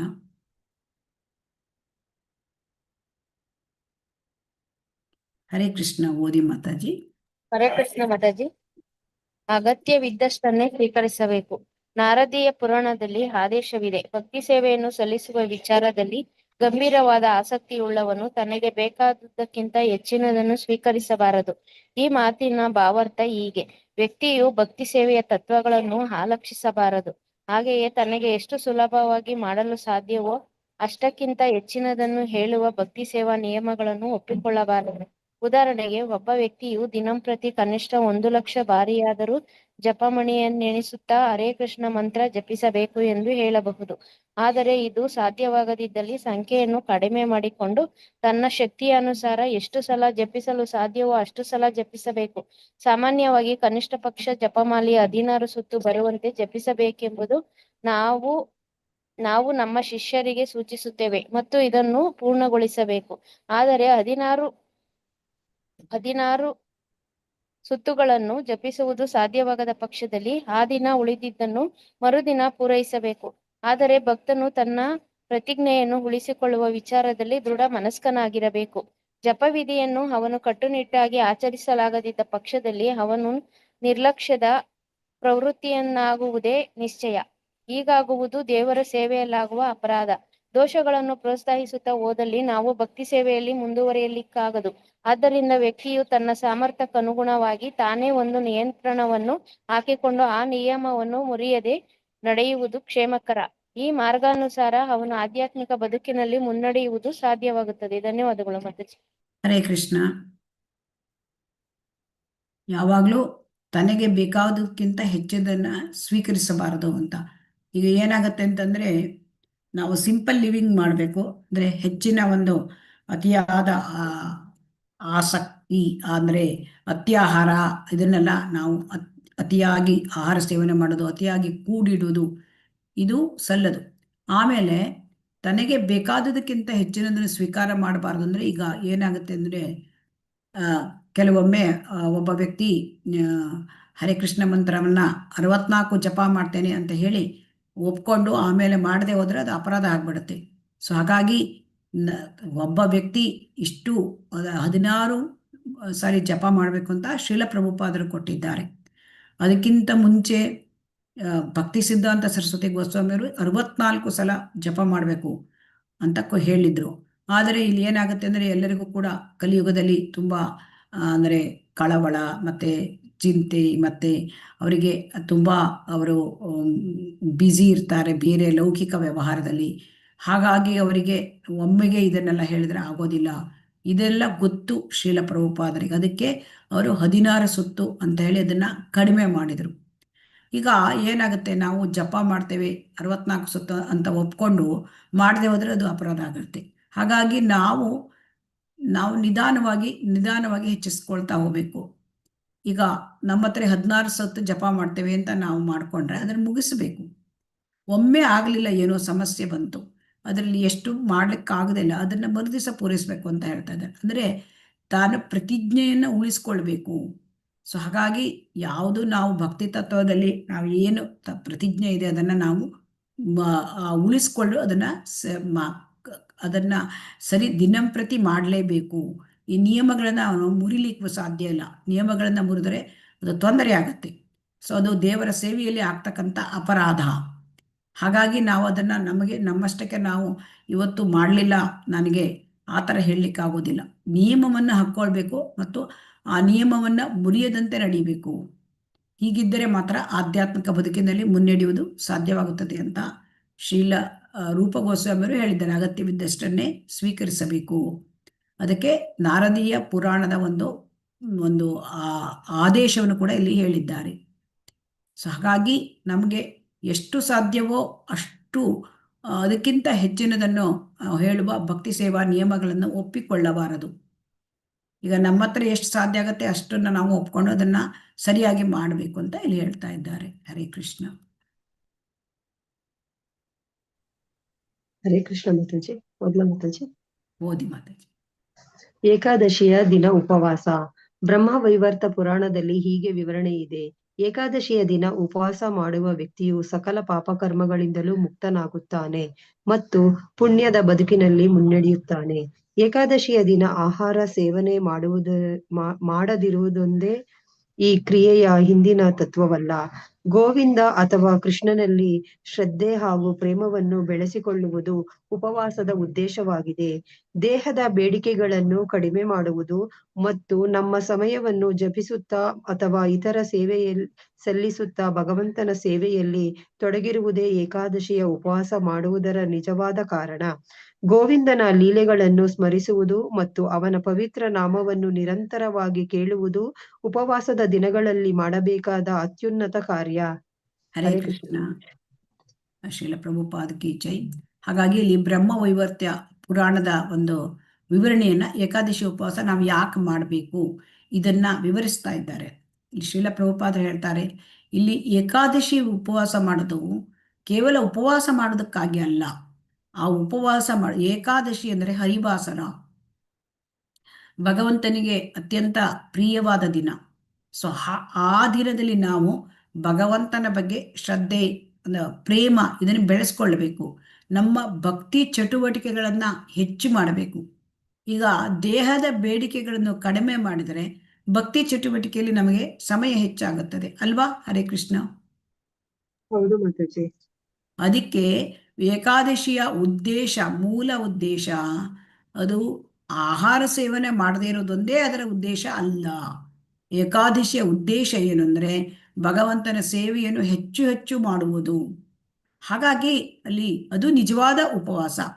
ಈಗ ಒಬ್ಬನು ಉಪವಾಸ ಇದ್ದುಕೊಂಡು ನನಗೆ ಉಪವಾಸ ಮಾಡಿದ್ದೇನೆ, ನಾನು ನಿರ್ಜಲ ಮಾಡಿದ್ದೇನೆ, ನನಗೆ ಏನು ಮಾಡ್ಲಿಕ್ಕೆ ಆಗ್ತಾ ಇಲ್ಲ, ಭಗವಂತನ ಲೀಲೆಗಳನ್ನ ಜಪ ಮಾಡೋದು, ಲೀಲೆಗಳನ್ನೆಲ್ಲ ಭಗವತವನ್ನ ಶ್ರವಣ ಮಾಡೋದು ಅಥವಾ ಭಾಗವತ ಪಾರಾಯಣ ಮಾಡೋದು, ಮತ್ತೆ ಭಗವದ್ಗೀತೆ ಪಾರಾಯಣ ಮಾಡೋದು, ನನಗೆ ದೇವಸ್ಥಾನಕ್ಕೆ ಹೋಗಿ ಸೇವೆ ಮಾಡೋದು, ಇದೆಲ್ಲ ಮಾಡಲಿಕ್ಕೆ ನನಗೆ ಆಗೋದಿಲ್ಲ, ನಾನು ನಿರ್ಜಲ ಮಾಡಿದ್ದೇನೆ. ಹಾಗಂದ್ರೆ ಆ ನಿರ್ಜಲ ಮಾಡಿ ಏನು ಪ್ರಯೋಜನ ಅಲ್ವಾ? ಹರೇ ಕೃಷ್ಣ.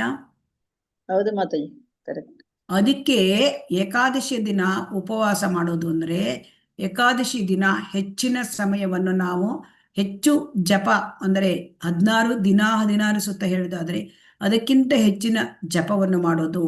ಆಮೇಲೆ ಶ್ರೀಮದ್ ಭಗವದ್ಗೀತೆಯ ಎಲ್ಲ ಅಧ್ಯಾಯಗಳನ್ನು, ಶ್ಲೋಕವನ್ನು ಓದುವುದು, ಮತ್ತೆ ಭಾಗವತ ಪಾರಾಯಣ ಮಾಡೋದು, ಭಗವಂತನ ದೇವಸ್ಥಾನಕ್ಕೆ ಹೋಗಿ ಅಲ್ಲಿ ಸೇವೆ ಮಾಡೋದು, ಇದೆಲ್ಲ ಮಾಡಿ ನಾವು ಭಕ್ತಿ ಸೇವೆಯಲ್ಲಿ ತೊಡಗಿಕೊಳ್ಳಬೇಕು, ಹೆಚ್ಚಾಗಿ ತೊಡಗಿಕೊಳ್ಳಬೇಕು.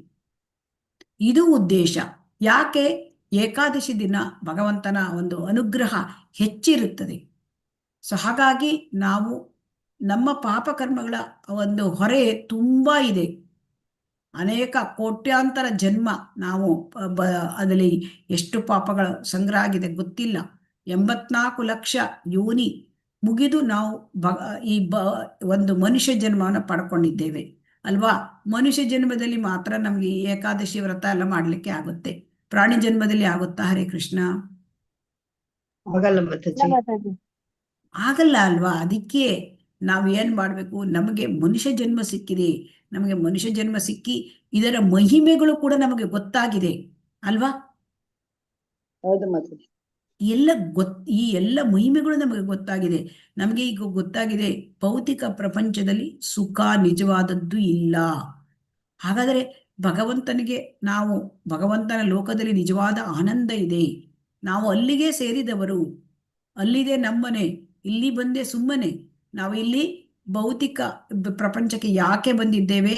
ನಾವು ಭಗವಂತನನ್ನು ಬಿಟ್ಟು ನಾವು ಸ್ವತಂತ್ರವಾಗಿ ಆನಂದ ಅನುಭವಿಸ್ಬೇಕು, ನಾವು ಭಗವಂತನೇ ಏಕೆ ಒಡೆಯ, ನಾವು ಒಡೆಯರಾಗಬೇಕು, ಈ ಭಾವನೆ ಇಟ್ಟು ಬಂದಿರೋದ್ರಿಂದ ನಾವು ಈ ಭೌತಿಕ ಪ್ರಪಂಚಕ್ಕೆ ಬಂದಿದ್ದೇವೆ. ಇದು ದುಃಖಾಲಯ. ಇಲ್ಲಿ ತಾಪತ್ರಯಗಳು ಬರುತ್ತವೆ, ಜನ್ಮ ಮೃತ್ಯು ಜರ ವ್ಯಾಧಿಗಳಿವೆ. ಇಂಥದ್ರಲ್ಲಿ ನಾವು ಸುಖವನ್ನು ಹುಡುಕ್ತಾ ಇದ್ದೇವೆ. ಇಲ್ಲ, ಬೇಡ, ನನಗೆ ಈಗ ಅರ್ಥ ಆಗಿದೆ, ನನಗೆ ಭಕ್ತರ ಸಂಘ ಸಿಕ್ಕಿದೆ, ಆದ್ದರಿಂದ ಈ ಸಂಘದಿಂದಲೇ ನಾನು ಸೇವೆಯನ್ನು ಸೇವಾ ಭಾಗ್ಯವನ್ನು ನಾವು ಪಡ್ಕೊಳ್ಬೇಕು. ನಾವು ಭಗವಂತನ ಸೇವೆಯಲ್ಲಿ ನಾವು ಏಕಾದಶಿ ದಿವಸ ಮಾಡಿದ್ರೆ ಹೆಚ್ಚಿನ ಒಂದು ಇದು ಸಿಕ್ಕತ್ತೆ, ಫಲ ಸಿಕ್ಕತ್ತೆ, ಪಾಪಗಳು ಕಡಿಮೆ ಆಗ್ತಾ ಹೋಗುತ್ತವೆ.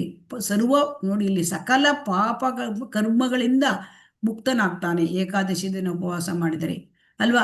ನಮ್ಮ ಪಾಪಗಳನ್ನೆಲ್ಲ ಕಳ್ಕೊಳ್ಳೋದು ಹೇಗೆ ಅಂತ ನಮ್ಮ ಪ್ರಶ್ನೆ ಇರುತ್ತೆ ಅಲ್ವಾ? ಹರೇ ಕೃಷ್ಣ. ಹೌದು ಮಾತಾಜಿ. ನೋಡಿ, ಇದರಲ್ಲಿ ಸುಲಭವಾದ ಒಂದು ವಿಚಾರಗಳನ್ನ ಭಗವಂತ ನಮಗೆ ಕೊಟ್ಟಿದ್ದಾನೆ.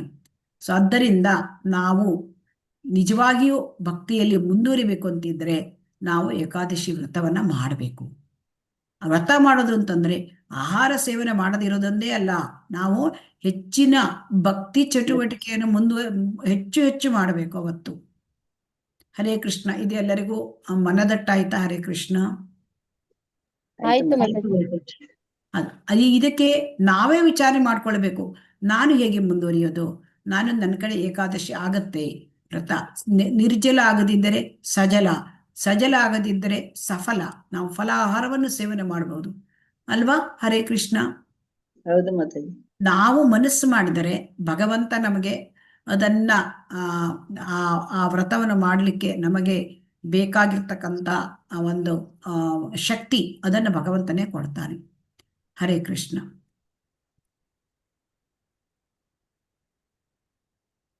ಆದ್ದರಿಂದ ಏಕಾದಶಿ ವ್ರತವನ್ನು ನಾವು ಮಾಡಿ ನಾವು ನಮ್ಮ ಪಾಪಕರ್ಮಗಳನ್ನ ತೊಳ್ಕೊಳ್ಬೇಕು.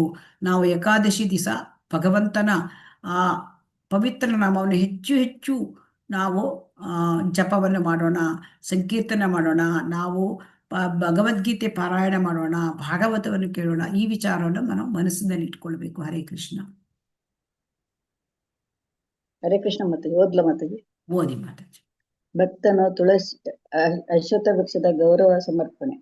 ಭಕ್ತನು ತುಳಸಿ, ಅಶ್ವತ್ಥ ಹಾಗೂ ಅಮಲಕ ಅಂದ್ರೆ ನೆಲ್ಲಿ ವೃಕ್ಷಗಳಿಗೆ ನೀರೆರೆಯಬೇಕು ಎಂದು ಸ್ಕಂದ ಪುರಾಣದಲ್ಲಿ ಆದೇಶವಿದೆ. ಹಾಗೆಯೇ ಭಕ್ತನು ಗೋವುಗಳಿಗೆ ಮತ್ತು ಬ್ರಾಹ್ಮಣರಿಗೆ ಗೌರವ ತೋರಬೇಕು. ವೈಷ್ಣವರಿಗೆ ಗೌರವದಿಂದ ನಮಸ್ಕರಿಸಿ ಅವರನ್ನು ಕುರಿತು ಧ್ಯಾನಿಸಿ ಅವರ ಸೇವೆ ಮಾಡಬೇಕು. ಈ ಎಲ್ಲಾ ಪ್ರತಿಕ್ರಿಯೆಯು ಭಕ್ತನನ್ನು ತನ್ನ ಪಾಪದ ಚಟುವಟಿಕೆಗಳ ಪ್ರತಿಫಲವನ್ನು ಕಡಿಮೆ ಮಾಡುವುದರಲ್ಲಿ ಸಹಾಯ ಮಾಡುತ್ತದೆ. ಭಕ್ತರಲ್ಲದ ಜನರ ಸಂಘ ಕೃಷ್ಣ. ಹರೇ ಹರೇ ಕೃಷ್ಣ. ಕೃಷ್ಣ. ಹರೇ ಕೃಷ್ಣ. ಗೌರವ ಸಮರ್ಪಣೆ ಅಂದ್ರೆ ಯಾರ್ಯಾರಿಗೆ ಗೌರವ ಸಮರ್ಪಣೆ, ಏನಕ್ಕೆ ಗೌರವ ಸಮರ್ಪಣೆ ಎಲ್ಲ ಇಲ್ಲಿ ಹೇಳ್ತಾ ಇದ್ದಾರೆ. ತುಳಸಿ, ಅಶ್ವತ್ಥ, ಆಮಲಕ ಇವಕ್ಕೆ ಎರಿಬೇಕು. ಯಾಕಂದ್ರೆ ಇದಕ್ಕೆ ಈ ರೀತಿಯಾದ ಒಂದು ಸ್ಕಂದ ಪುರಾಣದಲ್ಲಿ ಹೇಳಿದ್ದಾರೆ. ಇಷ್ಟಕ್ಕೆ ನೀರೆರೆಯಬೇಕು ಅಂತ ಆದೇಶ, ಆರ್ಡರ್. ಯಾಕೆ? ತುಳಸಿ ಮಾತಾ. ಸೊ ತುಳಸಿ ಮಾತಾ ಅಂದ್ರೆ ಭಗವಂತನಿಗೆ ತುಂಬಾ ಪ್ರಿಯವಾದವಳು ತುಳಸಿ ದೇವಿ. ಸೊ ಆಮೇಲೆ ಭಕ್ತಿ ಪ್ರದಾಯಿನಿ ತುಳಸಿ ದೇವಿ ಅಲ್ವಾ? ತುಳಸಿ ಮಾತೆಯನ್ನ ಹಿಂದಿನಿಂದ ಕಾಲದಿಂದಲೂ ಕೂಡ ಪೂಜೆ ಮಾಡ್ಕೊಂಡು ಬಂದಿದ್ದಾರೆ ತುಳಸಿಯನ್ನ ಅಲ್ವಾ? ಈಗ ತುಳಸಿ ಪೂಜೆ, ವಿವಾಹ, ತುಳಸಿ ವಿವಾಹ ಬರ್ತಾ ಇದೆಯಲ್ವಾ? ಹರೇ ಕೃಷ್ಣ. ಹೌದು ಮಾತಾಜಿ. ಸೊ ಹಾಗಾಗಿ ತುಳಸಿ ಮಾತೆ ಭಗವಾನ್ ಕೃಷ್ಣನಿಗೆ ಬಹುಪ್ರಿಯಳಾದವಳು ವೃಂದಾದೇವಿ ಅಂತ ಹೇಳ್ತಾರೆ. ಆ ವೃಂದಾದೇವಿಗೆ ನಾವು ಮತ್ತೆ ಮತ್ತೆ ನಮಸ್ಕಾರ ಮಾಡಬೇಕು. ಯಾಕಂದ್ರೆ ಅವಳು ಭಕ್ತಿಯನ್ನು ಅನುಗ್ರಹಿಸುತ್ತಾಳೆ, ಆ ತುಳಸಿ ಮಾತಾ. ಸೊ ಅದರಿಂದ ಭಗವಾನ್ ಕೃಷ್ಣನ ಭಕ್ತಿ ನಮಗೆ ಬೇಕು ಅಂದ್ರೆ ತುಳಸಿಗೆ ನಾವು ಗೌರವ ಸಮರ್ಪಣೆ, ನಿತ್ಯ ತುಳಸಿಗೆ ನೀರನ್ನು ಎರಿಬೇಕು, ಆರತಿ ಎತ್ತಬೇಕು, ತುಳಸಿಗೆ ನಮಸ್ಕಾರ ಮಾಡಬೇಕು. ತುಳಸಿಯನ್ನ ಏನಂತಂದ್ರೆ ನಾವು ಸುತ್ತು ಹಾಕಬೇಕು. ವೃಂದಾಯೈ ತುಳಸಿ ದೇವಿಯೈ ಪ್ರಿಯಾಯ ಕೇಶವಸ್ಯ ಚ ವಿಷ್ಣು ಭಕ್ತಿ ಪ್ರದೇ ದೇವಿ ಸತ್ಯವತ್ಯೈ ನಮೋ ನಮಃ ಅಂತ ಹೇಳಿದ್ದಾರೆ. ಸೊ ಆಮೇಲೆ ಅದಕ್ಕೆ ನಾವು ತುಳಸಿ ಕೀರ್ತನೆಯನ್ನು ಕೂಡ ಮಾಡಬೇಕು. ತುಳಸಿ ಕೀರ್ತನೆ ಇದೆಲ್ಲವೂ ಕೂಡ ದೈನಂದಿನ ಕೀರ್ತನೆ. ನೀವು ವೈಷ್ಣವಾಚಾರ್ಯರ ಕೀರ್ತನೆಯ ಪುಸ್ತಕವನ್ನು ತೆಗೆದುಕೊಂಡ್ರೆ ನಿಮಗೆ ಅದರಲ್ಲಿ ಎಲ್ಲ ನೀವು ಕೇಳ್ಬೋದು. ಮತ್ತೆ ಬೆಳಿಗ್ಗೆ ನೀವು ಮಂಗಳಾರತಿಗೆ ಬಂದರೆ ಪ್ರತಿನಿತ್ಯ ತುಳಸಿ ಆರತಿ ಅದು ನಡೀತದೆ. ಸೊ ಸಂಜೆಗೂ ನಡೆಯುತ್ತೆ, ಬೆಳಿಗ್ಗೆನೂ ನಡೆಯುತ್ತೆ. ಸೊ ಹಾಗಾಗಿ ತುಳಸಿ ಆರತಿ. ಯಾಕೆಂದರೆ ರಾಧಾಕೃಷ್ಣರ ಸೇವೆಯನ್ನು ಅವಳು ಕೊಡ್ತಕ್ಕಂಥವಳು ಅವಳು. ಸೊ ಹಾಗಾಗಿ ಯಾರು ತುಳಸಿಯನ್ನ ಆಶ್ರಯ ಮಾಡ್ತಾರೆ ಅವರ ಎಲ್ಲ ಇಷ್ಟಾರ್ಥಗಳು ಕೂಡ ನೆರವೇರುತ್ತೆ. ಯಾಕೆಂದ್ರೆ ಆ ತುಳಸಿ ನಮ್ಮ ಮೇಲೆ ಕೃಪೆ ತೋರಿಸ್ಬೇಕು, ತುಳಸಿ ಮಾತೆ. ಸೊ ಹಾಗಾಗಿ ಅವರು ಸದಾ ಕಾಲವೂ ನಾವು ಶ್ರೀಕೃಷ್ಣ, ರಾಧಾ, ಗೋವಿಂದ ಇವರ ಸೇವೆಯಲ್ಲಿ ಇರಬೇಕು ಅಂದ್ರೆ ತುಳಸಿ ಮಾತೆಯ ಅನುಗ್ರಹ ನಮಗೆ ಬೇಕಾಗತ್ತೆ. ಸೊ ಆದ್ದರಿಂದ ಮತ್ತೆ ತುಳಸಿ ಮಾತೆಯನ್ನ ನಾವು ಸುತ್ತೂರಿಯೋದ್ರಿಂದ ನಮ್ಗೇನಾಗತ್ತೆ? ಯಾನಿ ಕಾನಿ ಚ ಪಾಪಾನಿ ಬ್ರಹ್ಮ ಹತ್ಯಾದ ಕಾನಿ ಚ ತಾನಿ ತಾನಿ ಪ್ರಣಶ್ಯಂತಿ ಪ್ರದಕ್ಷಿಣೆ ಪದೇ ಪದೇ. ತುಳಸಿ ದೇವಿಯನ್ನ ಪ್ರದಕ್ಷಿಣೆ ಮಾಡೋದ್ರಿಂದ ಒಬ್ಬನು ಮಾಡಿದ ಪಾಪಗಳು, ಬ್ರಹ್ಮಹತ್ಯೆ ಕೂಡ ಪ್ರತಿಯೊಂದು ಹೆಜ್ಜೆಗೂ ನಾಶವಾಗುತ್ತೆ. ಅದರಿಂದ ತುಳಸಿ ಗಿಡಕ್ಕೆ ನೀರೆರಿಬೇಕು. ಅದನ್ನು ನಾವು ತುಳಸಿ ಗಿಡಕ್ಕೆ ನಾವು ನೀರೆರೆದಾಗ ನಮಗೆ ತುಂಬ ಅಂದರೆ ಆ ತುಳಸಿ ಮಾತೆಯನ್ನು ನಾವು ತುಂಬ ಅನುಗ್ರಹವನ್ನು ನಾವು ಪಡ್ಕೊಳ್ಬೇಕು. ಅದೇ ರೀತಿ ಅಶ್ವತ್ಥ ವೃಕ್ಷ ಮತ್ತು ಆಮಲಕ ವೃಕ್ಷ, ನೆಲ್ಲಿ ವೃಕ್ಷ. ಇವುಗಳಿಗೆ ನೀರೆರಿಬೇಕು ಅಂತ ಆದೇಶ ಇದೆ. ಆಮೇಲೆ ಗೋಬ್ರಾಹ್ಮಣರು, ಭಕ್ತನು ಗೋಬ್ರಾಹ್ಮಣರಿಗೆ ಗೌರವ ತೋರಿಸ್ಬೇಕು. ಯಾಕೆಂದ್ರೆ ಗೋವುಗಳು ಬ್ರಾಹ್ಮಣರು ಭಗವಂತನಿಗೆ ತುಂಬಾ ಇಷ್ಟ. ನಮೋ ಗೋಬ್ರಾಹ್ಮಣ ಹಿತಾಯ ಚ ಗೋವಿಂದಾಯ ನಮೋ ನಮಃ. ನಮೋ ಬ್ರಹ್ಮಣ್ಯ ದೇವಾಯ ಗೋಬ್ರಾಹ್ಮಣ ಹಿತಾಯ ಚ ಗೋವಿಂದಾಯ ನಮೋ ನಮಃ. ಸೊ ಬ್ರಹ್ಮಣ್ಯ ದೇವಾಯ ಗೋಬ್ರಾಹ್ಮಣ ಹಿತಾಯ ಚ, ಯಾಕಂದ್ರೆ ಕೃಷ್ಣನಿಗೆ ಗೋವು ಅಂದ್ರೆ ತುಂಬಾ ಪ್ರೀತಿ. ಸೊ ಅದಕ್ಕೆ ಗೋವಿಂದ ಅಂತ ಹೇಳ್ತಾರೆ. ಗೋಪಾಲಕ, ಗೋಪಾಲ, ಗೋವಿಂದ ಹೀಗಂತ ಭಗವಂತನಿಗೆ ಹೆಸರಿದೆ.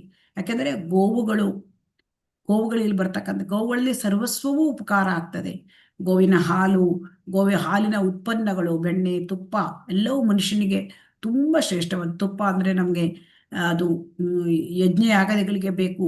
ತುಪ್ಪ ಕೂಡ ನಮ್ಮ ಒಂದು ಬುದ್ಧಿಯನ್ನು ವರ್ಧನೆ ಮಾಡುತ್ತದೆ. ಮತ್ತೆ ಗೋವಿನ ಒಂದು ಮೂತ್ರ, ಮತ್ತೆ ಗೋಮಯ ಇವೆಲ್ಲವೂ ಕೂಡ ಪವಿತ್ರವಾದವು. ಸೊ ಗೋವು ಅಂದ್ರೆ ತುಂಬಾ ಮಾತೆ, ಗೋಮಾತೆ ಅಲ್ವಾ ಹರೇ ಕೃಷ್ಣ. ಗೋವಿಗೆ ತಾಯಿಯ ದರ್ಜೆ ಇದೆ. ಗೋವಿಗೆ ತಾಯಿ, ಆದ್ದರಿಂದ ಗೋವನ್ನು ನಾವು ನಿತ್ಯ ಅಂದರೆ ಗೌರವ ತೋರಿಸ್ಬೇಕು, ಗೋವಿಗೆ ನಮಸ್ಕಾರ ಮಾಡಬೇಕು. ಗೋ ಪೂಜೆ ಕೂಡ ಈ ದೀಪಾವಳಿಯ ದಿನದಲ್ಲಿ ನಡೆಯುತ್ತೆ ಅಲ್ವಾ ಹರೇ ಕೃಷ್ಣ. ಹೌದು ಮಾತಾಜಿ. ಸೊ ಆದ್ದರಿಂದ ಗೋವುಗಳಿಗೆ, ಬ್ರಾಹ್ಮಣರಿಗೆ ಗೌರವ ಸಲ್ಲಿಸ್ಬೇಕು. ಯಾಕಂದ್ರೆ ಬ್ರಾಹ್ಮಣರು ಕಂಡ್ರೆ ಕೂಡ ಕೃಷ್ಣನಿಗೆ ಇಷ್ಟ. ಯಾಕಂದ್ರೆ ಬ್ರಾಹ್ಮಣರು ಈ ಒಂದು ವೈದಿಕ ತತ್ವಗಳನ್ನ ಕಾಪಾಡ್ತಾರೆ. ಸೊ ಇಡೀ ಒಂದು ಬ್ರಾಹ್ಮಣ ಅಂದ್ರೆ ಹುಟ್ಟಿನಿಂದ ಅಲ್ಲ, ಅದು ಎಲ್ಲ ಒಂದು ಆ ಒಂದು ತನ್ನ ಇದರಿಂದ ಅಂದ್ರೆ ಒಂದು ಎಲ್ಲ ಗುಣಗಳನ್ನು ಬೆಳೆಸ್ಕೊಳ್ಳೋದ್ರಿಂದ, ಹುಟ್ಟಿನಿಂದ ಅಲ್ಲ. ಸೊ ಅಂತಹ ಬ್ರಾಹ್ಮಣ ಶ್ರಮ, ದಮ, ತಪಸ್ಸು, ತನ್ನ ಇದನ್ನ ಶೌಚ, ಆರ್ಜವ ಇದರಿಂದ ಬ್ರಾಹ್ಮಣತ್ವವನ್ನು ಪಡ್ಕೊಂಡವನು. ಅಂಥವರಿಗೆ ಗೌರವ ತೋರಿಸ್ಬೇಕು. ಯಾಕಂದ್ರೆ ನಿಜವಾದ ಬ್ರಾಹ್ಮಣ ಅಂದ್ರೆ ವೈಷ್ಣವರು. ಸೊ ಅವರಿಗೆ ಗೌರವ ಅಂದ್ರೆ ತೋರಿಸ್ಬೇಕು. ಯಾಕೆ ಗೌರವ ತೋರಿಸ್ಬೇಕು? ಅವರಿಂದ ನಮಗೆ ಮಾರ್ಗದರ್ಶನ ಸಿಗುತ್ತೆ. ಈ ಒಂದು ನಮ್ಮ ವೈದಿಕ ಸಾಹಿತ್ಯಗಳನ್ನು ಕೂಡ ಅವರಿಂದ ತಿಳ್ಕೊಳ್ಬೇಕು. ಬ್ರಾಹ್ಮಣರಿಗೆ ಗೌರವ ತೋರಿಸ್ಬೇಕು. ವೈಷ್ಣವರಿಗೆ ಗೌರವ ತೋರಿಸಿ ಅವರಿಗೆ ನಮಸ್ಕರಿಸಿ ಅವರನ್ನು ಧ್ಯಾನಿಸಿ ವೈಷ್ಣವ ಸೇವಾ. ಸೊ ಅದರಲ್ಲಿ ಹೇಳ್ತಾರೆ, ಸೊ ವೈಷ್ಣವ ಸೇವಾ ಇದು ಬಹಳ ಮುಖ್ಯವಾದದ್ದು. ವೈಷ್ಣವ ಸೇವಾ ನಾಮೇರ ರುಚಿ ಜೀವೇರ ದಯಾ ವೈಷ್ಣವ ಸೇವಾ, ಇದು ವೈಷ್ಣವ ತತ್ವ. ನಾಮೇರ ರುಚಿ, ನಾವು ಹೇಗೆ ಹರೇ ಕೃಷ್ಣ ಮಹಾಮಂತ್ರದಲ್ಲಿ ಟೇಸ್ಟ್ ಪಡ್ಕೋಬೇಕು, ಅದು ಪ್ರಾಣಿಗಳಲ್ಲಿ ದಯಾ, ಎಲ್ಲರಲ್ಲೂ ದಯಾ, ಹಾಗೆ ವೈಷ್ಣವರಿಗೆ ಗೌರವ. ಯಾಕೆಂತಂದ್ರೆ ವೈಷ್ಣವರು ಅಂತಂದ್ರೆ ಅವರು ಭಗವಂತನ ಭಕ್ತರು. ಆ ಭಕ್ತರಿಗೆ ನಾವು ಗೌರವ ಸಲ್ಲಿಸ್ಬೇಕು. ಕೃಷ್ಣ ಏನ್ ಹೇಳ್ತಾನೆ ಭಗವಂತ, ಅಂದ್ರೆ ಗೋಪಿ ಬರ್ತು ಪದಕಮಲೆಯೋಹೋ ದಾಸಾನು ದಾಸಾನು ದಾಸಃ. ಭಗವಂತನನ್ನು ನಾವು ನೇರವಾಗಿ ಪಡ್ಕೊಳ್ಳಿಕ್ಕೆ ಸಾಧ್ಯ ಇಲ್ಲ. ಅವರನ್ನು ಅವರ ಭಕ್ತರ ಮೂಲಕ ನಾವು ಪಡ್ಕೊಳ್ಬಹುದು. ಸೊ ಭಗವಂತನ ವೈಷ್ಣವರ ಸೇವೆ ಅಂದರೆ ಭಗವಂತನ ಸೇವೆ. ವೈಷ್ಣವರಿಗೆ ನಮಸ್ಕಾರ ಮಾಡೋದು, ಗೌರವ ಸಲ್ಲಿಸುವುದಂದ್ರೆ ಭಗವಂತನಿಗೆ ಗೌರವ ಸಲ್ಲಿಸೋದು. ಅವರು ಆ ಗೌರವ ನಮಸ್ಕಾರ ಅದನ್ನು ತಾವು ಇಟ್ಕೊಳ್ಳೋದಿಲ್ಲ. ವೈಷ್ಣವರು ಭಕ್ತರು ಅವರದನ್ನು ಭಗವಂತನಿಗೆ ತಲುಪಿಸ್ತಾರೆ. ಸೊ ಹಾಗಾಗಿ ನಾವು ವೈಷ್ಣವ ಸೇವೆ ಮಾಡಬೇಕು. ವೈಷ್ಣವರು ಅಂದ್ರೆ ಭಕ್ತರು. ಸೊ ಭಕ್ತರನ್ನ ಸೇವೆ ಮಾಡಬೇಕು. ಅದಕ್ಕೆ ನಾರದನ ಹತ್ರ ಹೇಳ್ತಾನೆ, ನಾನು ವೈಕುಂಠದಲ್ಲಿ ಇಲ್ಲ ನಾರದ, ನಾನು ಭಕ್ತರ ಹೃದಯದಲ್ಲಿ ಇದ್ದೇನೆ. ಆದ್ದರಿಂದ ಭಕ್ತರ ಹೃದಯ, ಆ ವೈಷ್ಣವರ ಹೃದಯದಲ್ಲಿ ಭಗವಂತ ಇದ್ದಾನೆ. ಭಗವಂತನನ್ನು ಕ್ಯಾರಿ ಮಾಡ್ತಾರೆ ಅವರು, ಶುದ್ಧ ಭಕ್ತರು. ಹಾಗಾಗಿ ಎಲ್ಲ ವೈಷ್ಣವರನ್ನ ನಾವು ಗೌರವಿಸಬೇಕು, ಅವರಿಗೆ ನಮಸ್ಕರಿಸಬೇಕು, ಅವರನ್ನು ಕುರಿತು ಧ್ಯಾನ ಮಾಡಬೇಕು. ಅಂದ್ರೆ ಅವರ ಸೇವೆ, ವೈಷ್ಣವರನ್ನ ದರ್ಶನ ಮಾಡ್ಬೇಕಂತೆ. ದರ್ಶನ ಮಾಡಿದ್ರೆ ನಮ್ಗೆ ಪಾಪಗಳು ಹೋಗುತ್ತಂತೆ. ಅಷ್ಟು ಆ ವೈಷ್ಣವರ ಒಂದು ಮಹಿಮೆ ಇದೆ. ಯಾಕೆಂದ್ರೆ ಯಾವಾಗಲೂ ಅವರು ಭಗವಂತನ ಭಕ್ತಿ ಸೇವೆಯಲ್ಲಿಯೇ ತೊಡಗಿರುತ್ತಾರೆ. ಸವೈ ಮನಃ ಕೃಷ್ಣ ಪದಾರವಿಂದಯೋಹೋ. ಆ ಶುದ್ಧ ಭಕ್ತರು ಭಗವಂತನ ಸೇವೆಯಲ್ಲಿ ಸದಾ ತೊಡಗಿರುತ್ತಾರೆ. ಸೊ ಅಂಥವರ ಸೇವೆಯನ್ನು ನಾವು ಮಾಡಬೇಕು. ಇದು ಈ ರೀತಿಯ ಪ್ರಕ್ರಿಯೆ. ನಾವು ಅಂದ್ರೆ ತುಳಸಿಗೆ ನೀರು ಹಾಕೋದು, ಅಶ್ವತ್ಥ ವೃಕ್ಷಕ್ಕೆ ನೀರು ಹಾಕೋದು, ಆಮಲಕ ನೆಲ್ಲಿಗೆ ನೀರು ಹಾಕೋದು, ನೆಲ್ಲಿ ವೃಕ್ಷಕ್ಕೆ, ಗೋಬ್ರಾಹ್ಮಣರಿಗೆ ಗೌರವ ಸಲ್ಲಿಸೋದು, ವೈಷ್ಣವರಿಗೆ ಗೌರವ ಸಲ್ಲಿಸೋದು. ಈ ರೀತಿ ಮಾಡಿದರೆ ನಮ್ಮ ಜೀವನದಲ್ಲಿ ಇದನ್ನೆಲ್ಲ ಅಳವಡಿಸ್ಕೊಂಡ್ರೆ ಪಾಪದ ಚಟುವಟಿಕೆಗಳನ್ನ, ಪ್ರತಿಫಲಗಳನ್ನ ಕಡಿಮೆ ಮಾಡುವುದರಲ್ಲಿ ಸಹಾಯ ಮಾಡ್ತೀವಿ. ಯಾಕೆಂದ್ರೆ ಈಗ ನಾವೇನು ಈ ಭೌತಿಕ ಲೋಕದಲ್ಲಿ ಇದ್ದೇವೆ, ಅಲ್ಲಿ ಪಾಪಗಳ ಸಂಗ್ರಹ ಆಗಿರುತ್ತೆ ನಮಗೆ. ಈ ಪಾಪಗಳಿಂದಲೇ ನಮಗೆ ದುಃಖಗಳು ಬರುತ್ತೆ. ನಮಗೆ ಗೊತ್ತಿಲ್ಲ ನಮಗೆ ಯಾಕೆ ದುಃಖ ಬರುತ್ತೆ ಅಂತ, ಅಲ್ವಾ? ಹರೇ ಕೃಷ್ಣ. ನಾನೇನು ಹೌದು. ಪಾಪ ಮಾಡಿದ್ದೇನೆ, ನನಗೆ ಯಾಕೆ ದುಃಖ ಬರುತ್ತೆ ಅಂತ ಎಷ್ಟೋ ಸರಿ ತಿಳ್ಕೊಳ್ತೇವೆ, ಅಲ್ವಾ? ಆದರೆ ಹೌದು ಪಾಪಗಳು ನಮಗೆ ನೆನಪಿರೋದಿಲ್ಲ. ಹಿಂದಿನ ಜನ್ಮದ ಪಾಪಗಳು ಇರಬಹುದು, ಅಲ್ವಾ? ಇದನ್ನೇ ಹೌದು ಮಾತ್ರ. ನಾವು ಹೇಗೆ ಕಡಿಮೆ ಮಾಡ್ಕೊಳ್ಳೋದು? ಅದಕ್ಕೆ ಈ ತರವಾದ ಭಕ್ತಿ ಪೂರಿತ ಜೀವನ, ಇದಕ್ಕೆಲ್ಲ ಏನ್ ಹೇಳ್ತಾರೆ, ಭಕ್ತಿ ಪೂರಿತ ಜೀವನವನ್ನ ನಾವು ನಡೆಸಲಿಕ್ಕೆ ನಾವು ಅದನ್ನೆಲ್ಲ ನಮ್ಮ ಜೀವನದಲ್ಲಿ ಅಳವಡಿಸ್ಕೊಳ್ಬೇಕು. ಇದನ್ನೆಲ್ಲ ಅಳವಡಿಸ್ಕೊಳ್ಬೇಕು ನಮ್ಮ ಜೀವನದಲ್ಲಿ. ಸುಲಭ ಇದೆಯಲ್ವಾ ಹರೇ ಕೃಷ್ಣ? ಇದರಲ್ಲಿ ಏನಾದ್ರೂ ಇದು ನಮಗೆ ಕಠಿಣ ಅಂತ ಅನಿಸುತ್ತಾ ಹರೇ ಕೃಷ್ಣ? ಇಲ್ಲ ಮಾತಾಜಿ. ಇಲ್ಲ ಮಾತಾಜಿ. ಅದನ್ನ ನಾವು ಅಳವಡಿಸ್ಕೊಂಡ್ರೆ ನಮಗೇ ಒಳ್ಳೆಯದು, ನಮ್ಮ ಪಾಪಗಳೇ ಸವಿಯುತ್ತೆ, ಅಲ್ವಾ ಹರೇ ಕೃಷ್ಣ? ಹೌದು ಮಾತಾಜಿ. ಯಾವಾಗ ಪಾಪ ಕಳೆಯುತ್ತೆ ಆವಾಗ ನಮಗೆ ಭಕ್ತಿಯಲ್ಲಿ ಮುಂದುವರ್ಲಿಕ್ಕೆ ಸುಲಭ ಆಗತ್ತೆ. ಯಶಾಂತ ಅಂತಗತಂ ಪಾಪಂ ಜನಾನಾಂ ಪುಣ್ಯಕರ್ಮಣಾಂ ತೇ ದ್ವಂದ್ವ ಮೋಹನ್ ಮುಕ್ತ ಭಜಂತೆ ಮಾಂ ದೃಢವ್ರತಾಹ. ಭಗವಂತನೇ ಹೇಳಿದ್ದಾನೆ, ಪಾಪಗಳು ಸವಿಬೇಕು, ಪುಣ್ಯಕರ್ಮವನ್ನು ಮಾಡ್ಕೊಳ್ಬೇಕು. ಯಾವ ಪುಣ್ಯಕರ್ಮ? ಐಹಿಕ ಪುಣ್ಯಕರ್ಮ ಅಲ್ಲ, ಭಕ್ತಿ ಪುಣ್ಯಕರ್ಮಗಳನ್ನು ನಾವು ಮಾಡಿಕೊಳ್ಳಬೇಕು. ಆಗ ನಮಗೆ ಉನ್ನತವಾದ ಒಂದು ಶ್ರೇಯಸ್ಸು, ಆ ಭಗವಂತನ ಲೋಕಕ್ಕೆ ಹೋಗ್ಲಿಕ್ಕೆ ನಮ್ಮ ಒಂದು ಪ್ರಯತ್ನ ಬರುತ್ತೆ. ಹರೇ ಕೃಷ್ಣ. ಹರೇ ಕೃಷ್ಣ ಮಾತಾಜಿ. ಓದ್ಲ ಮಾತಾಜಿ. ಓದಿ ಮಾತಾಜಿ. ಭಕ್ತರಲ್ಲದ ಜನರ ಸಂಘ ಪರಿತ್ಯಾಗ. ವೈಷ್ಣವನ ಸಾಮಾನ್ಯ ನಡವಳಿಕೆ ಹೇಗಿರಬೇಕೆಂದು ಭಗವಾನ್ ಚೈತನ್ಯರ ಗೃಹಸ್ಥ ಭಕ್ತರೊಬ್ಬರು ಒಮ್ಮೆ ಅವರನ್ನು ಕೇಳಿದರು. ವೈಷ್ಣವನು ಭಕ್ತರಲ್ಲದ ಜನರ ಸಂಘವನ್ನು ತ್ಯಜಿಸಬೇಕೆಂಬುದು ಚೈತನ್ಯರು ನೀಡಿದ ಉತ್ತರವಾಗಿತ್ತು. ಮಾತನ್ನು ಮುಂದುವರಿಸಿ ಚೈತನ್ಯರು ನೀಡಿದ ವಿವರಣೆ ಇಂತಿದೆ. ಭಕ್ತರಲ್ಲದವರಲ್ಲಿ 2 ವರ್ಗಗಳಿವೆ. ಒಂದು ವರ್ಗಕ್ಕೆ ಸೇರಿದ ಜನ ಕೃಷ್ಣನ ಪಾರಮ್ಯಕ್ಕೆ ವಿರೋಧಿಗಳು. ಇನ್ನೊಂದು ವರ್ಗದವರು ಐಹಿಕ ಭೋಗಾಸಕ್ತರು. ಬೇರೆಯ ಮಾತುಗಳಲ್ಲಿ ಹೇಳುವುದಾದರೆ ಐಹಿಕ ಸುಖವನ್ನು ಅರಸುವವರು ಮತ್ತು ಭಗವಂತನ ಪಾರಮ್ಯವನ್ನು ವಿರೋಧಿಸುವ ಜನರನ್ನು ಅವೈಷ್ಣವರೆಂದು ಕರೆಯುತ್ತಾರೆ. ಅವರ ಸಂಘವನ್ನು ಖಂಡಿತವಾಗಿಯೂ ತಪ್ಪಿಸಿಕೊಳ್ಳಬೇಕು. ಹರೇ ಕೃಷ್ಣ. ಹರೇ ಕೃಷ್ಣ ಮಾತಾಜಿ. ಹರೇ ಕೃಷ್ಣ. ಹಾಗಾಗಿ ಇಲ್ಲಿ ವೈಷ್ಣವರ ನಡವಳಿಕೆ ಹೇಗಿರಬೇಕು ಅಂತ ಒಬ್ಬ ಗೃಹಸ್ಥ ಭಕ್ತರು ಭಗವಾನ್ ಚೈತನ್ಯರ ಹತ್ರ ಕೇಳಿದ್ರಂತೆ. ಚೈತನ್ಯ ಮಹಾಪ್ರಭುಗಳು ಸ್ವತಃ ಕೃಷ್ಣ. ಆಗ ಅವರು ಏನ್ ಹೇಳ್ತಾರೆ, ಚೈತನ್ಯ ಮಹಾಪ್ರಭುವನ್ನು ಕೇಳಿದಾಗ ಅವ್ರ ಹತ್ರ ಕೇಳಿದ್ರಂತೆ, ವೈಷ್ಣವ ಧರ್ಮದ ಸಾಮಾನ್ಯ ತತ್ವ ಏನು, ವೈಷ್ಣವನ ನಿತ್ಯ ಕರ್ತವ್ಯ ಏನು? ಆಗ ಹೇಳಿದ್ರು, ಅಸತ್ಸಂಗತ್ಯಾಗ ಏಹಿ ವೈಷ್ಣವ ಆಚಾರ. ಅಂದ್ರೆ ಅಸತ್ ಸಂಘ, ಅಸತ್ ಅಂತಂದ್ರೆ ಅಭಕ್ತರು, ಲೌಕಿಕ ವ್ಯಕ್ತಿಗಳು, ಅವರ ಸಹವಾಸವನ್ನು ತೊರೆಯಬೇಕು. ಯಾಕೆ ಇಲ್ಲಿ ಅಭಕ್ತರು ಅಂದ್ರೆ ಯಾರು ಅಂತ ಕೇಳ್ತಾರೆ. ಭಕ್ತರಲ್ಲದವರು ಅಂದ್ರೆ ನಮಗೆ ಗೊತ್ತಾಗ್ಬೇಕಲ್ವಾ, ಯಾರು ಭಕ್ತರು ಯಾರು ಭಕ್ತರಲ್ಲ ಅಂತ ನಮಗ್ ಮೊದ್ಲು ಗೊತ್ತಾಗ್ಬೇಕಲ್ವಾ ಹರೇ ಕೃಷ್ಣ? ಹೌದು ಮಾತಾಜಿ. ಅದನ್ನ ಹೇಗೆ ಕಂಡಿಡ್ಕೊಳ್ಳೋದು ಅಂತಂದ್ರೆ 2 ರೀತಿಯ ಜನ ಅವರು ಅಭಕ್ತರು. ಯಾರು? ಒಂದು ವರ್ಗದ ಜನ ಕೃಷ್ಣನ ಪಾರಮ್ಯಕ್ಕೆ ವಿರೋಧಿಗಳು. ಅಂದ್ರೆ ಅವರು ಕೃಷ್ಣನೇ ದೇವೋತ್ತಮ ಪರಮ ಪುರುಷ, ಅವನ ಭಗವಂತ, ಇದನ್ನ ಒಪ್ಪೋದಿಲ್ಲ. ಆಯ್ತಾ? ಇಲ್ಲಿ ಇದು ಬಹಳ ಮುಖ್ಯವಾದದ್ದು. ಅಂದ್ರೆ ಕೃಷ್ಣನ ಮಹಿಮೆ, ಅವನ ಒಂದು ಶ್ರೇಷ್ಠತೆಯನ್ನು ಒಪ್ಕೊಳ್ಳೋದಿಲ್ಲ, ಅದನ್ನು ವಿರೋಧಿಸ್ತಾರೆ. ಇನ್ನೊಂದು ವರ್ಗದವರು ಐಹಿಕ ಭೋಗಾಸಕ್ತರು. 2ನೇ ಜನ ಅವರು ಇದೆಲ್ಲ ಕೃಷ್ಣನ ಬಗ್ಗೆ ಏನು ಹೇಳುವುದಿಲ್ಲ ಅಥವಾ ಏನು ಮಾಡೋದಿಲ್ಲ, ಆದರೆ ಅವರು ಇಂದ್ರಿಯ ಭೋಗದಲ್ಲೇ ತೊಡಗಿಕೊಂಡಿರ್ತಾರೆ. ಅವರೆಲ್ಲ ಅಂದ್ರೆ ಹೆಚ್ಚಿನ ತುಂಬಾ ಆಸಕ್ತಿಯಿಂದ ಅವರು ಇಂದ್ರಿಯ ಭೋಗ ಮಾಡ್ತಾ ಇರ್ತಾರೆ. ಐಹಿಕ ವಿಚಾರಗಳಲ್ಲಿ ತುಂಬಾ ಆಸಕ್ತಿಯಿಂದ ತೊಡಗಿರ್ತಾರೆ. ಸೊ ಈ ರೀತಿಯ 2 ಜನರನ್ನ ನಾವು ಅವರ ಸಂಘವನ್ನ ತ್ಯಜಿಸಬೇಕು. ಭಕ್ತಿಯಲ್ಲಿ ಮುಂದುವರಿಬೇಕು ಅಂತಂದ್ರೆ ನಾವು ಅವೈಷ್ಣವರ ಸಂಗತ್ಯಾಗ ಮಾಡಬೇಕು. ಅಸತ್ ಸಂಗತ್ಯಾಗ ಅಂತ ಹೇಳ್ತಾರೆ ಅವೈಷ್ಣವರು. ಸೊ ಹಾಗಾಗಿ ನಾವು ತಿಳ್ಕೊಳ್ಬೇಕು, ಯಾರು ಭಗವಾನ್ ಕೃಷ್ಣನ ಪಾರಮ್ಯವನ್ನು ಒಪ್ಪೋದಿಲ್ಲ ಅವರು ಅವೈಷ್ಣವರು, ಯಾರು ಇಂದ್ರಿಯ ಭೋಗದಲ್ಲಿಯೇ ನಿರತರಾಗಿದ್ದಾರೆ ಅವರು ಅವೈಷ್ಣವರು. ಅವರ ಸಂಘವನ್ನು ಖಂಡಿತವಾಗಿ ತಪ್ಪಿಸಬೇಕು ಅಂತ ಇಲ್ಲಿ ಹೇಳಿದ್ದಾರೆ. ಯಾಕೆ ಹೀಗೆ ಹೇಳ್ತಾರೆ ಖಂಡಿತವಾಗಿ ತಪ್ಪಿಸಬೇಕು ಅಂತ ಅಂತಂದ್ರೆ, ಇಲ್ಲಿ ನಾವು ಐಹಿಕ ಭೋಗಾಸಕ್ತರ ಬಗ್ಗೆ ನೋಡ್ಬೋದು. ಐಹಿಕ ಭೋಗಾಸಕ್ತರು ಅವರು ಏನ್ ಮಾಡ್ತಾರೆ, ಭೋಗಾಸಕ್ತರು ಅವರು ಹೆಚ್ಚಾಗಿ ಅವರು ಐಹಿಕದ ಕಾಮ್ಯ ಕರ್ಮಗಳನ್ನೇ ಮಾಡ್ತಾರೆ. ಈ ಕಾಮ್ಯ ಕರ್ಮಗಳನ್ನು ಮಾಡುವಾಗ ಒಮ್ಮೊಮ್ಮೆ ಹೆಚ್ಚಾಗಿ ಅವರು ಅವರು ನೇರ ಪ್ರಾಮಾಣಿಕತೆಯಿಂದ ಇರೋದಿಲ್ಲ ಅಲ್ವಾ? ಹರೇ ಕೃಷ್ಣ.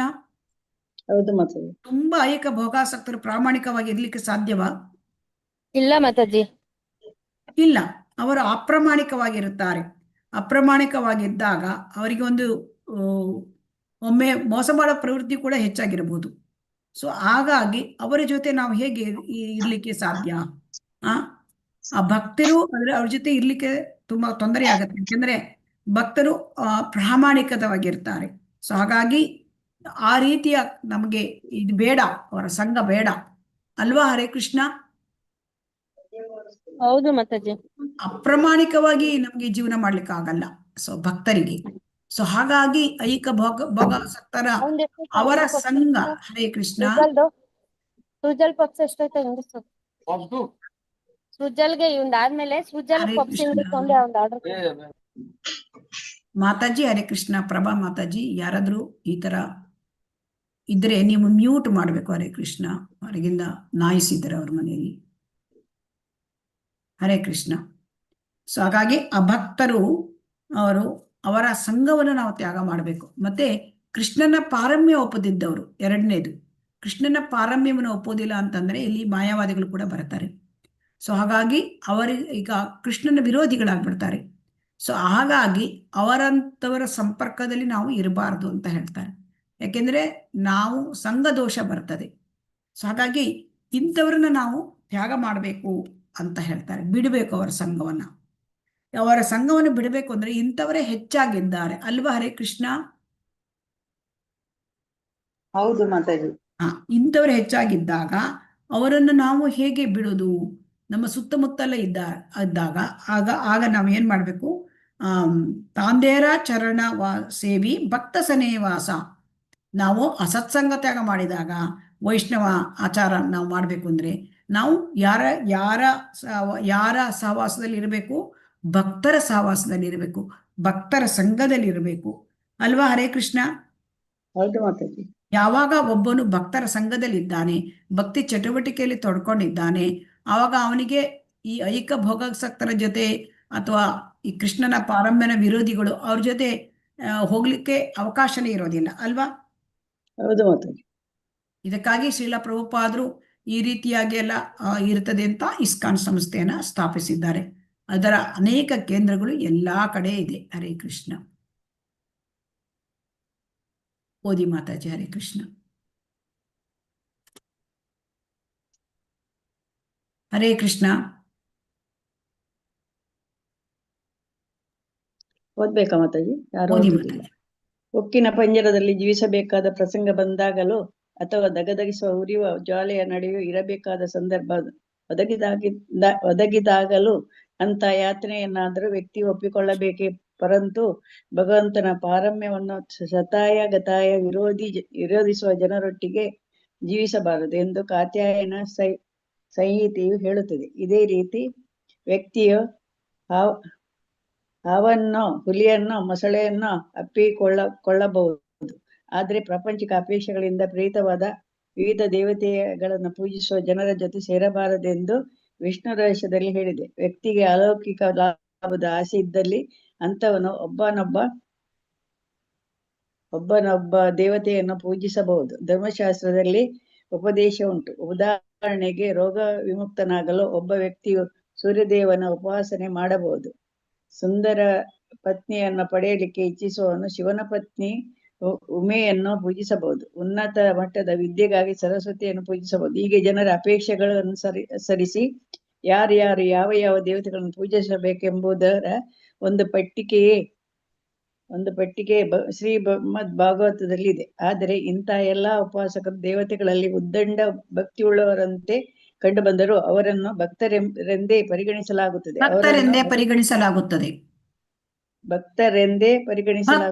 ಭಕ್ತರಲ್ಲ, ಅಭಕ್ತರು. ಅಭಕ್ತರೆಂದೇ ಪರಿಗಣಿಸಲಾಗುತ್ತದೆ. ಅವರನ್ನು ಭಕ್ತರೆಂದು ಒಪ್ಪಿಕೊಳ್ಳುವಂತಿಲ್ಲ. ಹರೇ ಕೃಷ್ಣ ಮಾತಾಜಿ. ಧನ್ಯವಾದ. ಹರೇ ಕೃಷ್ಣ. ಇಲ್ಲಿ ಅಭಕ್ತರದ್ದೆಲ್ಲ ಉದಾಹರಣೆ ಕೊಡ್ತಾ ಇದ್ದಾರೆ. ಆಮೇಲೆ ಇಲ್ಲಿ ಏನ್ ಹೇಳ್ತಾರೆ, ಅಭಕ್ತರ ಜೊತೆ ನಾವು ಯಾಕೆ ಸಂಘ ಬಿಡಬೇಕು ಅಂದ್ರೆ ಕಾತ್ಯಾಯಿನಿ ಸಂಹಿತೆ ಇದಕ್ಕೆ ನಮ್ಗೆ ಎಲ್ಲ ಪ್ರಮಾಣಗಳನ್ನ ಕೊಡ್ತಾ ಇದ್ದಾರೆ. ಅಂದ್ರೆ ಎಲ್ಲ ವೇದ ಸಾಹಿತ್ಯದ ಪ್ರಮಾಣಗಳನ್ನ ಕೊಡ್ತಾ ಇದ್ದಾರೆ, ವೈದಿಕ ಸಾಹಿತ್ಯದ್ದು. ಕಾತ್ಯಾಯಿನಿ ಸಂಹಿತೆಯಲ್ಲಿ ಏನ್ ಹೇಳ್ತದೆ? ನಾವು ಉಕ್ಕಿನ ಪಂಜರದಲ್ಲಿ ಬೇಕಾದರೂ ಜೀವನ ಮಾಡೋ ಸಂದರ್ಭ ಬಂದರೂ ಅದನ್ನ ಮಾಡ್ಬೋದಂತೆ, ಒಪ್ಕೊಳ್ಬೇಕಂತೆ. ಅಥವಾ ಜ್ವಾಲೆ ಮಧ್ಯೆ ನಮಗೆ ಜೀವನ ಮಾಡ್ಲಿಕ್ಕಾಗತ್ತಾ? ಹರೇ ಕೃಷ್ಣ, ಬದುಕಲಿಕ್ಕಾಗತ್ತಾ? ದಗದಗಿಸುವ ಇಲ್ಲ ಮಾತಾಜಿ, ಜ್ವಾಲೆ, ಹಾ, ಇಲ್ಲ ಅಂತಹ ಮಾತಾಜಿ. ಯಾತನೆಯನ್ನಾದ್ರೂ ನಾವು ಒಪ್ಪಿಕೊಳ್ಳಬಹುದಂತೆ. ಆ ದಗದಗಿಸಿ ಬರ್ತಕ್ಕಂಥ ಆ ಜ್ವಾಲೆಯ ಒಂದು ಯಾತನೆಯನ್ನಾದ್ರೂ ನಾವು ಒಪ್ಕೊಳ್ಬೇಕಂತೆ. ಆದರೆ ಯಾರು ಭಗವಂತನ ಕೃಷ್ಣನ ಪಾರಮ್ಯವನ್ನ ವಿರೋಧ ಮಾಡ್ತಾರೋ ಅಂತಹ ಜನರ ಜೊತೆ ನಾವು ಜೀವಿಸಬಾರದು. ಸೊ ಹಾಗಾಗಿ ಇಂತಹ ಜನರ ಜೊತೆ ಜೀವಿಸಬಾರದು. ಇದನ್ನಾದ್ರೂ ಕಷ್ಟ ಸಹಿಸ್ಕೊಳ್ಳಿ ನೀವು ಅಂತ ಹೇಳ್ತಾರೆ. ಹರೇ ಕೃಷ್ಣ. ಇದು ಸಾಧ್ಯತೆ ಇದೆಯಾ ಹರೇ ಕೃಷ್ಣ? ಇಲ್ಲ ಮಾತಾಜಿ. ಆ ಅಂದರೆ ಎಂತ ಕಷ್ಟ ಬಂದರೂ ಈ ಯಾರು ಈ ಕೃಷ್ಣನ ಪಾರಮ್ಯವನ್ನು ವಿರೋಧಿಸ್ತಾರೆ ಅವ್ರ ಜೊತೆ ಜೀವಿಸಬಾರದು ಅಂತ ಹೇಳ್ತಾರೆ. ಬೇಕಾದ್ರೆ ಹೋಗಿ ಉರಿ ಬೆಂಕಿಯ ನಡುವೆ ನೀವು ಬೇಕಾದ್ರೆ ಜೀವನ ಮಾಡಿ, ಆದರೆ ಅವರ ಜೊತೆ ಜೀವನ ಮಾಡಬೇಡಿ. ಯಾಕೆ? ಅವರು ನಮ್ಮನ್ನ ದಾರಿ ತಪ್ಪಿಸ್ತಾರೆ, ಆಧ್ಯಾತ್ಮಿಕ ದಾರಿಯನ್ನ ತಪ್ಪಿಸ್ತಾರೆ.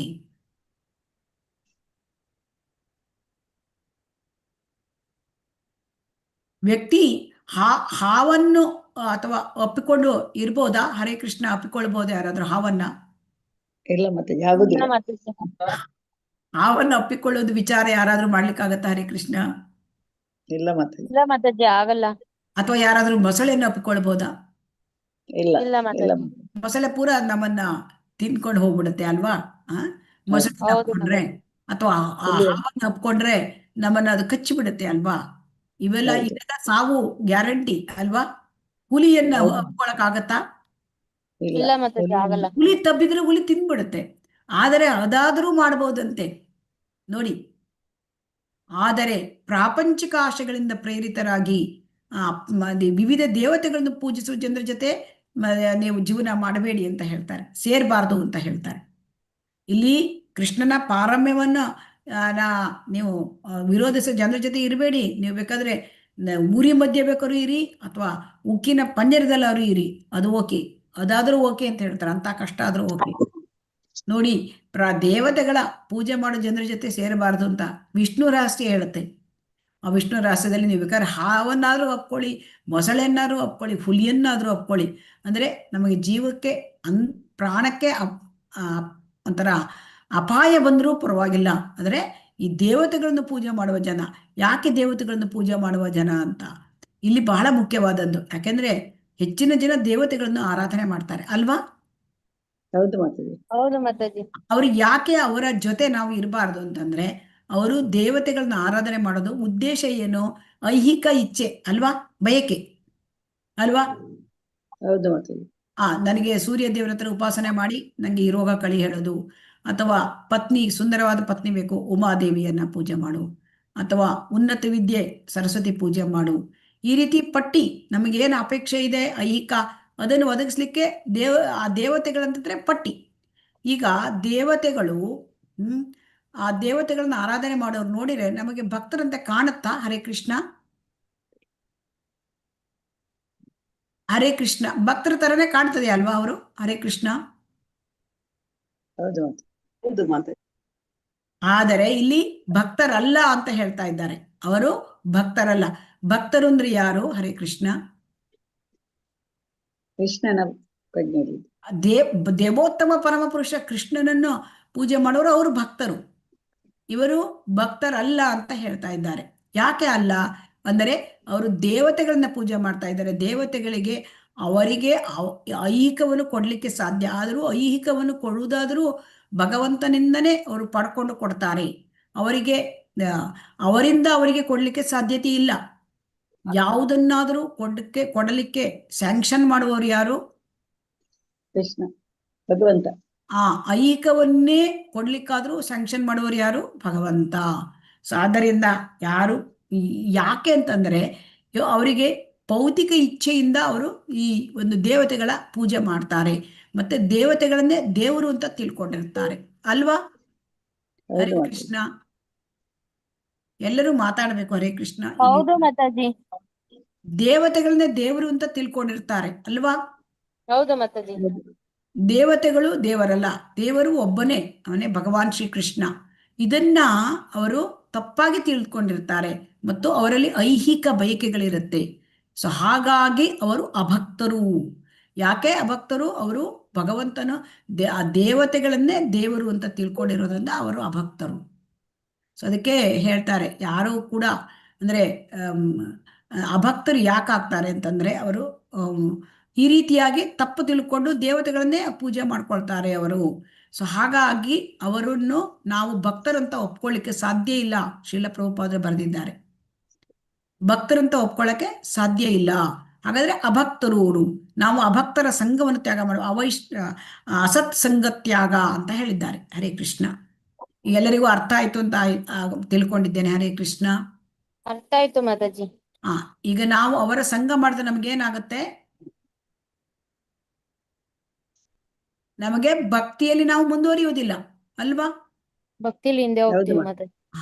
ಅದಕ್ಕೆ ನಾವು ಆ ಭಕ್ತರ ಸಂಘ ಅಂದ್ರೆ ಯಾರು ಕೃಷ್ಣನ ಪಾರಂಭವನ್ನು ವಿರೋಧಿಸುವವರು ಅವರ ಸಂಘ ಮಾಡಬಾರ್ದು. ಬೇಕಾದರೆ ಉಕ್ಕಿನ ಪಂಜರದಲ್ಲಿ ಇರ್ಬೋದು, ಬೆಂಕಿಯ ಜ್ವಾಲೆಯ ನಡುವೆ ಇರ್ಬೋದು, ಆದರೆ ಕೃಷ್ಣನ ಪಾರಮ್ಯವನ್ನು ವಿರೋಧಿಸುವವರ ಜೊತೆ ಇರಬಾರ್ದು. ಮತ್ತೆ ದೇವತಾಗಳನ್ನ ಆರಾಧನೆ ಮಾಡುವವರು ಅವರು ಭಕ್ತರ ತರ ಕಾಣಿಸ್ಕೊಳ್ತಾರೆ, ಆದರೆ ಅವರು ಭಕ್ತರಲ್ಲ. ಅವರ ಸಂಘ ಮಾಡಬಾರ್ದು. ಬೇಕಾದರೆ ಹಾವನ್ನು ಅಪ್ಪಬಹುದು, ಮೊಸಳೆಯನ್ನು ಅಪ್ಪಬಹುದು, ಹುಲಿಯನ್ನು ಕೂಡ ಅಪ್ಪಿಕೊಳ್ಳಬಹುದು, ಆದರೆ ಅವರ ಸಂಘ ಮಾಡಬಾರ್ದು ಅಂತ ಹೇಳ್ತಾ ಇದ್ದಾರೆ. ಹರೇ ಕೃಷ್ಣ. ಓದ್ತೀನಿ ಮಾತಾಜಿ. ಓದಿ ಮಾತಾಜಿ.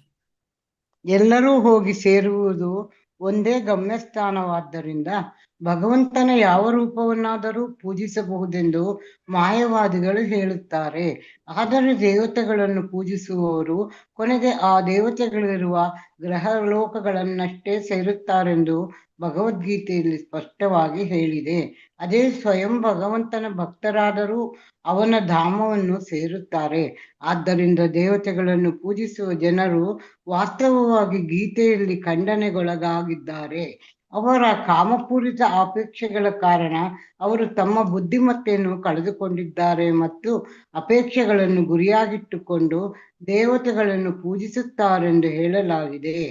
ಆದ್ದರಿಂದ ಇಂತಹ ಜನರ ಜೊತೆ ವಾಸಿಸುವುದಕ್ಕಿಂತ ಕ್ರೂರ ಮೃಗಗಳ ಜೊತೆ ವಾಸಿಸುವುದು ಮೇಲೆಂದು ವಿಷ್ಣು ರಹಸ್ಯದಲ್ಲಿ ಉಗ್ರವಾದ ಖಂಡನೆ ಇದೆ. ಧನ್ಯವಾದಗಳು. ಹರೇ ಕೃಷ್ಣ. ಅದಕ್ಕೆ ಹೇಳ್ತಾರೆ ಮಾಯಾವಾದಿಗಳು ಏನ್ ಹೇಳ್ತಾರೆ, ಯಾರನ್ನ ಬೇಕಾದ್ರೂ ಪೂಜೆ ಮಾಡಿದ್ರು ಎಲ್ಲರೂ ಭಗವಂತನ ಲೋಕಕ್ಕೆ ಹೋಗ್ಬೋದು. ಭಗವಂತನ ರೂಪ ಭಗವಂತನ ರೂಪ ಎಲ್ಲರೂ ಅಂತ ಹೇಳ್ಬಿಡ್ತಾರೆ. ನೋಡಿ, ಭಗವಂತನ ಯಾವ ರೂಪವನ್ನಾದ್ರೂ ಪೂಜಿಸಬಹುದು ಅಂತ ಹೇಳ್ತಾರೆ.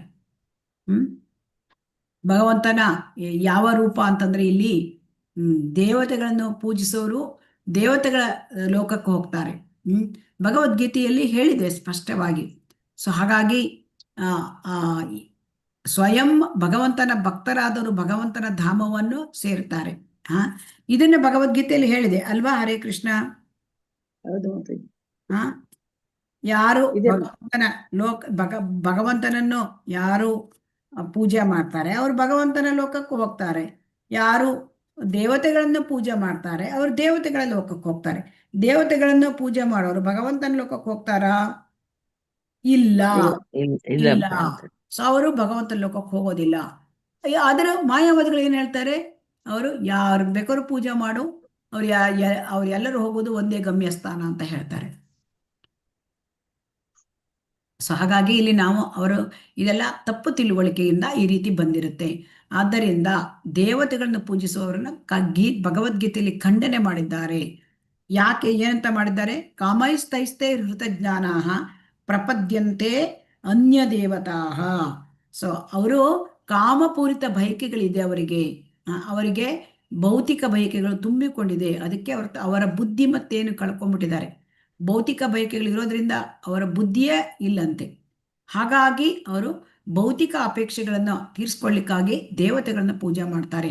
ಅಂತಹ ದೇವತೆಗಳ ಪೂಜೆ ಮಾಡೋರ ಜೊತೆ ಇರೋದಕ್ಕಿಂತ ಬೇಕಾದರೆ ಕ್ರೂರ ಮೃಗಗಳ ಜೊತೆ ವಾಸ ಮಾಡೋದು ಒಳ್ಳೆಯದು ಅಂತ ಹೇಳಿ ವಿಷ್ಣು ರಹಸ್ಯದಲ್ಲಿ ಹೇಳಿದೆ. ಕ್ರೂರ ಮೃಗಗಳ ಜೊತೆ ವಾಸ ಮಾಡ್ಲಿಕ್ಕಾಗತ್ತಾ? ಇಲ್ಲ. ಅದಕ್ಕಾಗಿ ನಾವು ದೇವತೆಗಳ ಪೂಜೆ ಮಾಡ್ತಾರೆ. ಅವರ ಒಂದು ಜೊತೆ ವಾಸ ಮಾಡಬಾರ್ದು ಅಥವಾ ಅವ್ರ ಜೊತೆ ಸಂಘ ಮಾಡಬಾರ್ದು ಅಂತ. ಹರೇ ಕೃಷ್ಣ.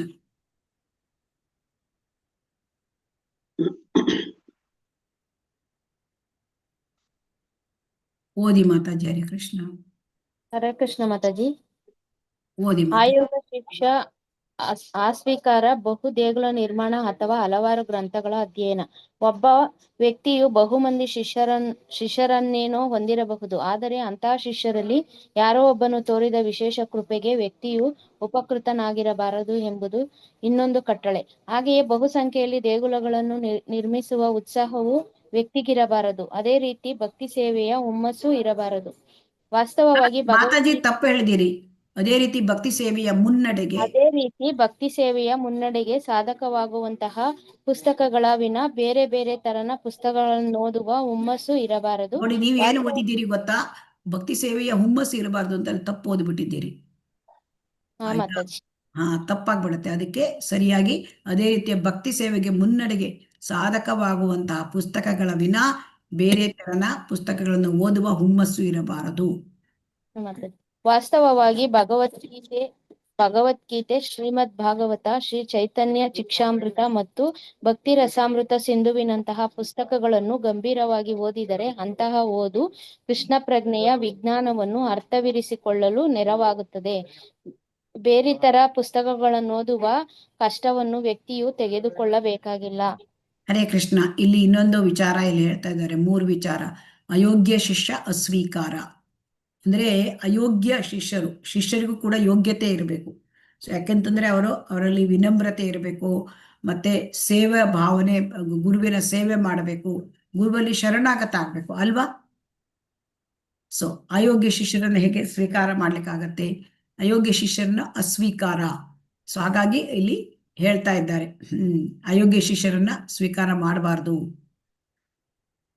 ಆಮೇಲೆ ಬಹುದೇಗುಲ ನಿರ್ಮಾಣ ಅಂದ್ರೆ ಅನೇಕ ದೇವಸ್ಥಾನ ಕಟ್ತಾನೆ ಅಂತ ಹೇಳಿ ಉತ್ಸಾಹ ಇಟ್ಕೊಂಡಿರ್ಬಾರ್ದಂತೆ. ಯಾಕೆಂದ್ರೆ ಅವರಿಗೆ ತುಂಬಾ ದೇಗುಲ ನಿರ್ಮಾಣ ಅಂದ್ರೆ ತುಂಬಾ ಹಣ ಬೇಕಾಗತ್ತೆ, ತುಂಬಾ ವಿಚಾರಗಳಿರುತ್ತೆ. ಸೊ ಹಾಗಾಗಿ ತುಂಬಾ ದೇವಸ್ಥಾನ ಕಟ್ಟಿಸ್ತಾನೆ. ಹಿಂದೆ ಎಲ್ಲ ಏನ್ ಮಾಡ್ತಿದ್ರು, ದೊಡ್ಡ ದೊಡ್ಡ ರಾಜರುಗಳು ಇರ್ತಿದ್ರು ಅಲ್ವಾ? ರಾಜರುಗಳು ದೊಡ್ಡ ದೊಡ್ಡ ದೇವಸ್ಥಾನ ಕಟ್ಟಿಸ್ತಾ ಇದ್ರು ಅಲ್ವಾ? ಹರೇ ಕೃಷ್ಣ. ಹೌದು ಮಾತು.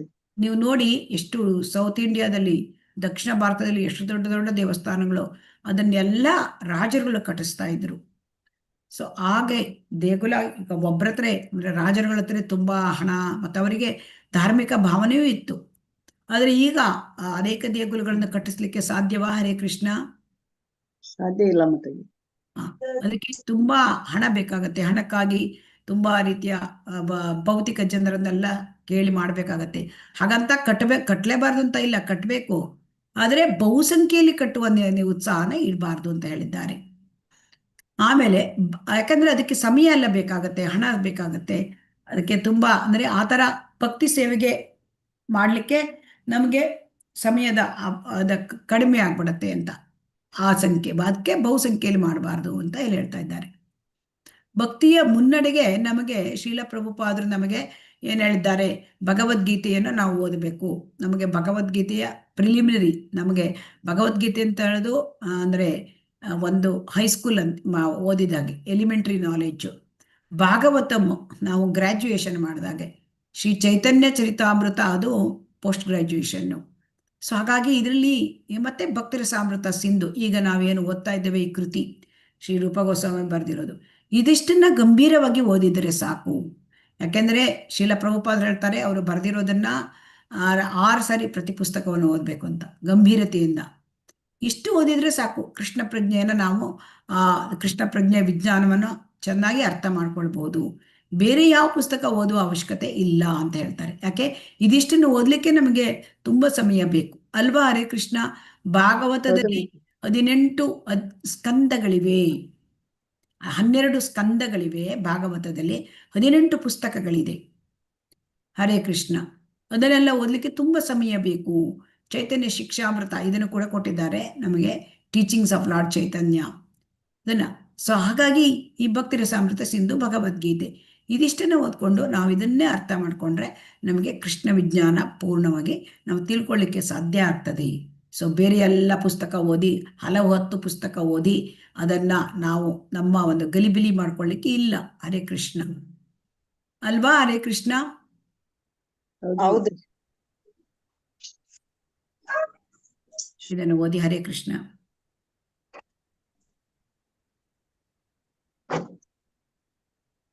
ಹರೇ ಕೃಷ್ಣ. ಹರೇ ಕೃಷ್ಣ.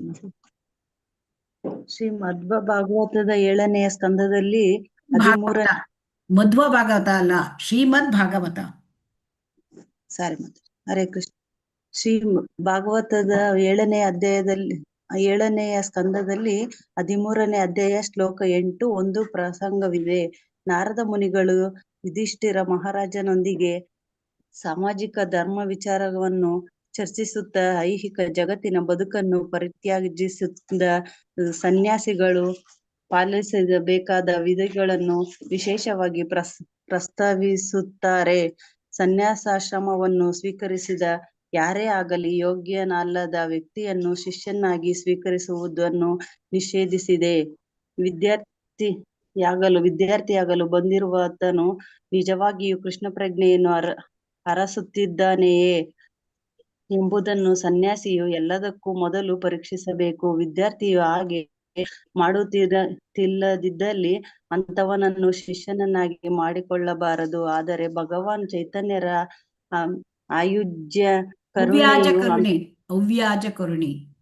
ಅವ್ಯಾಜ ಕರುಣೆಯು ಎಂತಹದ್ದೆಂದರೆ ಎಲ್ಲೆಡೆಯೂ ಕೃಷ್ಣ ಪ್ರಜ್ಞೆಯನ್ನು ಕುರಿತು ಮಾತಾಡುವಂತೆ ಅವರು ಎಲ್ಲಾ ಸದ್ಗುರುಗಳಿಗೂ ಉಪದೇಶ ನೀಡಿದರು. ಆದ್ದರಿಂದ ಚೈತನ್ಯರ ಮಾರ್ಗ ಹಿಡಿದು ಸನ್ಯಾಸಿಗಳು ಕೂಡ ಎಲ್ಲೆಡೆ ಕೃಷ್ಣ ಪ್ರಜ್ಞೆಯನ್ನು ಕುರಿತು ಮಾತನಾಡಬಹುದು. ಹಾಗೂ ಶಿಷ್ಯ ವೃತ್ತಿಯನ್ನು ಬಯಸಿ ಬಂದ ಅಂತವರ ಅಪೇಕ್ಷೆಯನ್ನು ಸನ್ಯಾಸಿಯು ಸ್ವೀಕರಿಸುತ್ತಾನೆ. ಹರೇ ಕೃಷ್ಣ. ಹರೇ ಕೃಷ್ಣ. ಇದೊಂದು ಪ್ಯಾರ ಯಾರಾದ್ರೂ ಓದಿ. ಹರೇ ಕೃಷ್ಣ. ಹರೇ ಕೃಷ್ಣ. ಓದ್ಲ ಮಾತಾಡಿ. ಓದಿ ಮಾತಾಡಿ. ಶಿಷ್ಯರ ಸಂಖ್ಯೆಯನ್ನು ಹೆಚ್ಚು ಮಾಡಿಕೊಂಡಲ್ಲದೆ ಕೃಷ್ಣ ಪ್ರಜ್ಞಾ ಚಳವಳಿಯ ಪ್ರಕಾರ ಸಾಧ್ಯವಾಗುವುದಿಲ್ಲ. ಆದ್ದರಿಂದ ಕೆಲವೊಮ್ಮೆ ಅಪಾಯಕಾರಿ ಸಂಭಾವ್ಯತೆ ಇದ್ದರೂ ಚೈತನ್ಯರ ಮಾರ್ಗದಲ್ಲಿ ನಡೆಯುವ ಸನ್ಯಾಸಿಯು ಸಂಪೂರ್ಣವಾಗಿ ಯೋಗ್ಯವಲ್ಲದ ಒಬ್ಬ ವ್ಯಕ್ತಿಯನ್ನು ಶಿಷ್ಯನನ್ನಾಗಿ ಸ್ವೀಕರಿಸಬಹುದು.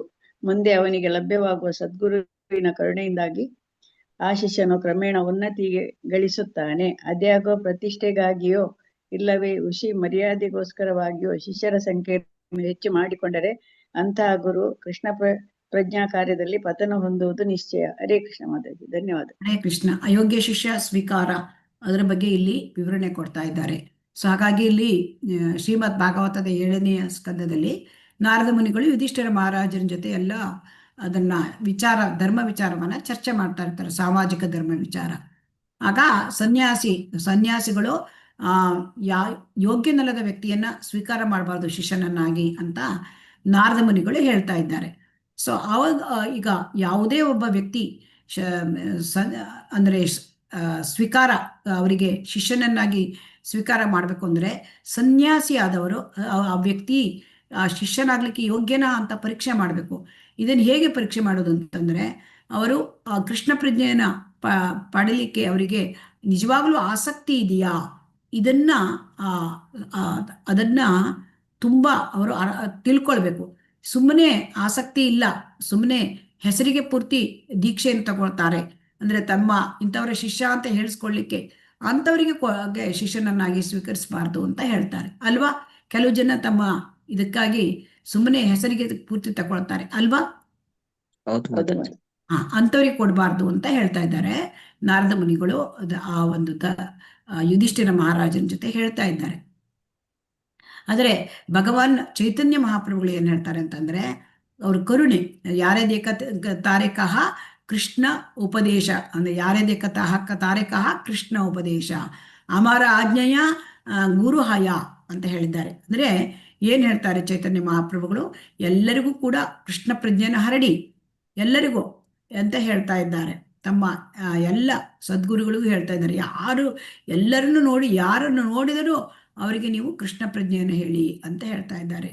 ಸೊ ಆದ್ದರಿಂದ ಚೈತನ್ಯ ಮಹಾಪ್ರಭುಗಳ ಆ ಮಾರ್ಗದಲ್ಲಿ ಇರ್ತಕ್ಕಂಥ ಸನ್ಯಾಸಿಗಳು ಎಲ್ಲೆಲ್ಲೂ ಕೂಡ ಕೃಷ್ಣ ಪ್ರಜ್ಞೆಯನ್ನೇ ಮಾತಾಡ್ತಾರೆ. ಸೊ ಹಾಗಾಗಿ ಕೃಷ್ಣ ಪ್ರಜ್ಞೆಯನ್ನು ಬಗ್ಗೆ ಹೇಳಿದಾಗ ಎಷ್ಟೋ ಜನ ಶಿಷ್ಯರು ಬಂದು ಆ ಕೃಷ್ಣ ಪ್ರಜ್ಞೆಯನ್ನು ಬಯಸಿ ಅದಕ್ಕೆ ಅವರು ನಮಗೆ ದೀಕ್ಷೆ ಕೊಡಿ ಅಂತ ಕೇಳಿದಾಗ ಅವರ ಅಪೇಕ್ಷೆಯನ್ನ ಸನ್ಯಾಸಿಗಳು ಸ್ವೀಕಾರ ಮಾಡಿ ಅವರಿಗೆ ಶಿಷ್ಯತ್ವವನ್ನು ಕೊಡ್ತಾರೆ. ಇಲ್ಲಿ ಕೃಷ್ಣ ಪ್ರಜ್ಞಾ ಚಳುವಳಿ ಆಗ್ಬೇಕು ಅಂದ್ರೆ ಶ್ರೀಲ ಪ್ರಭುಪಾದ ಬರೀತಾರೆ, ಶಿಷ್ಯರ ಸಂಖ್ಯೆ ಹೆಚ್ಚಾಗಬೇಕು. ಆದರೆ ಚೈತನ್ಯ ಮಹಾಪ್ರಭುಗಳ ಮಾರ್ಗದಲ್ಲಿ ನಡೀತಾ ಇರ್ತಕ್ಕಂಥ ವ್ಯಕ್ತಿ ಅಂದ್ರೆ ಅವರು ಶಿಷ್ಯರನ್ನ ಸ್ವೀಕಾರ ಮಾಡ್ತಾರೆ. ಆ ಶಿಷ್ಯರು ಅಯೋಗ್ಯ ಇದ್ದ ಶಿಷ್ಯರನ್ನ ಸ್ವೀಕಾರ ಮಾಡಬಾರ್ದು ಅಂತ ಭಾಗವತಲ್ಲಿ ಹೇಳಿದೆ.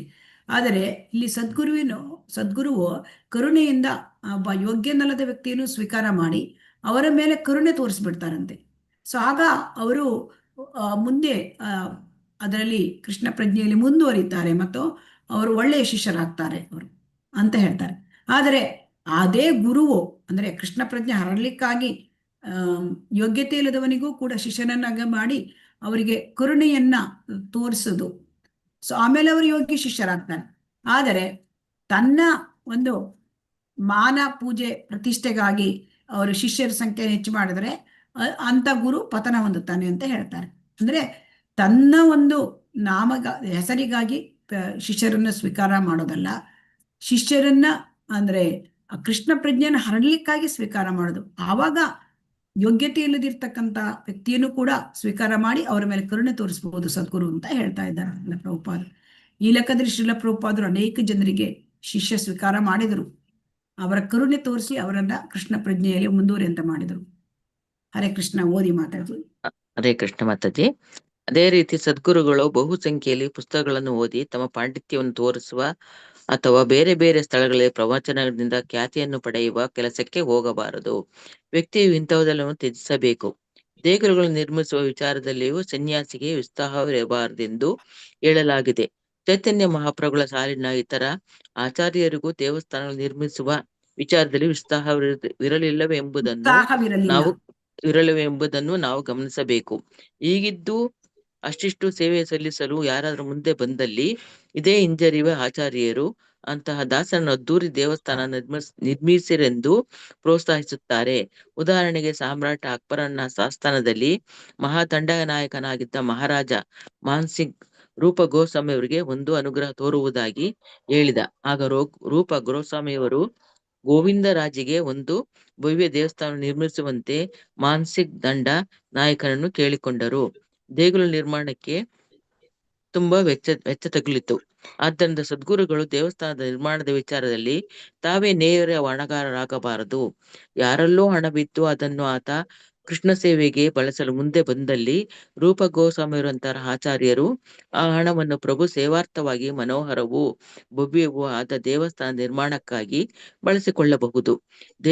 ದುರ್ದೈವವಶಾತ್ ಗುರುವಾಗಲು ಅರ್ಹತೆ ಇಲ್ಲ ಒಬ್ಬ ವ್ಯಕ್ತಿಯು ಕೆಲವೊಮ್ಮೆ ಹಣವಂತರನ್ನು ಯಾವ ಪ್ರಚಾರ ಕಾರ್ಯವನ್ನೂ ಮಾಡದೆ ಭವ್ಯ ದೇಗುಲಗಳಲ್ಲಿ ಹಾಯಾಗಿ ಜೀವಿಸಲು ಅಂತ ಹಣವನ್ನು ಬಳಸಿಕೊಂಡರೆ ಅದು ಯೋಗ್ಯ ಕ್ರಮವಲ್ಲ. ಬೇರೆಯ ಮಾತುಗಳಲ್ಲಿ ಹೇಳುವುದಾದರೆ ಗುರುಗಳಾದವರು ಆಧ್ಯಾತ್ಮಿಕ ಮುನ್ನಡೆಯ ಹೆಸರು ಹೇಳಿಕೊಂಡು ದೇಗುಲ ನಿರ್ಮಾಣದ ವಿಷಯದಲ್ಲಿ ಉತ್ಸಾಹ ತೋರಬೇಕಾಗಿಲ್ಲ. ಇದಕ್ಕೆ ಪ್ರತಿಯಾಗಿ ಅವರ ಮೊದಲ ಮತ್ತು ಅತಿ ಮುಖ್ಯ ಕಾರಣವೆಂದರೆ ಧರ್ಮ ಪ್ರಚಾರ ಒಂದೇ.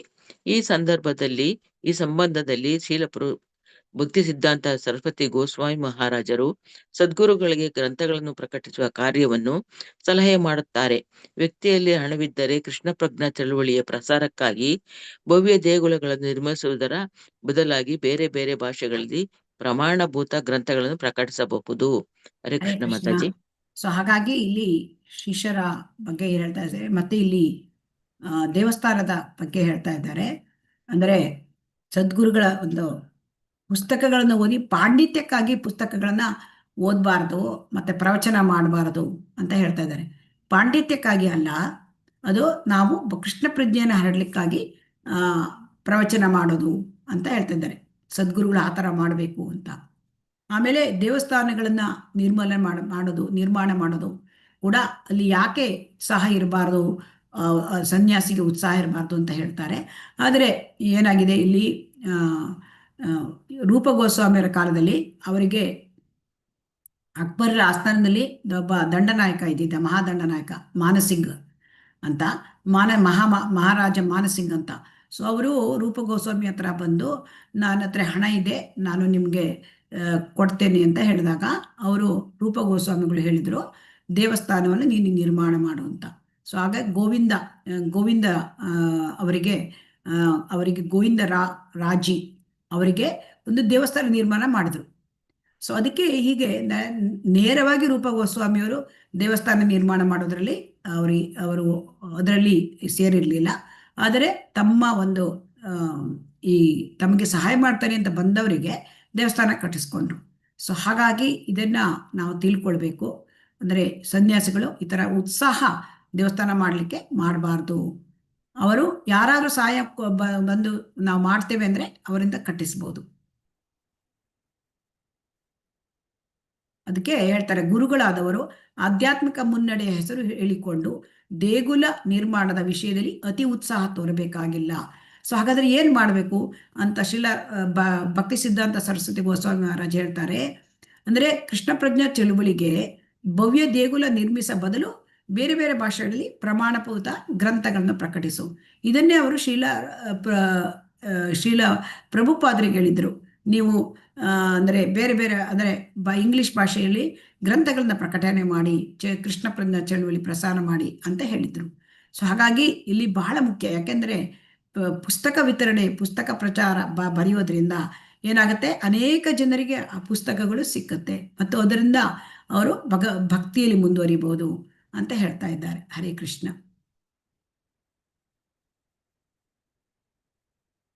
ಇದನ್ನ ಯಾರಾದ್ರೂ ಓದಿ. ಹರೇ ಕೃಷ್ಣ.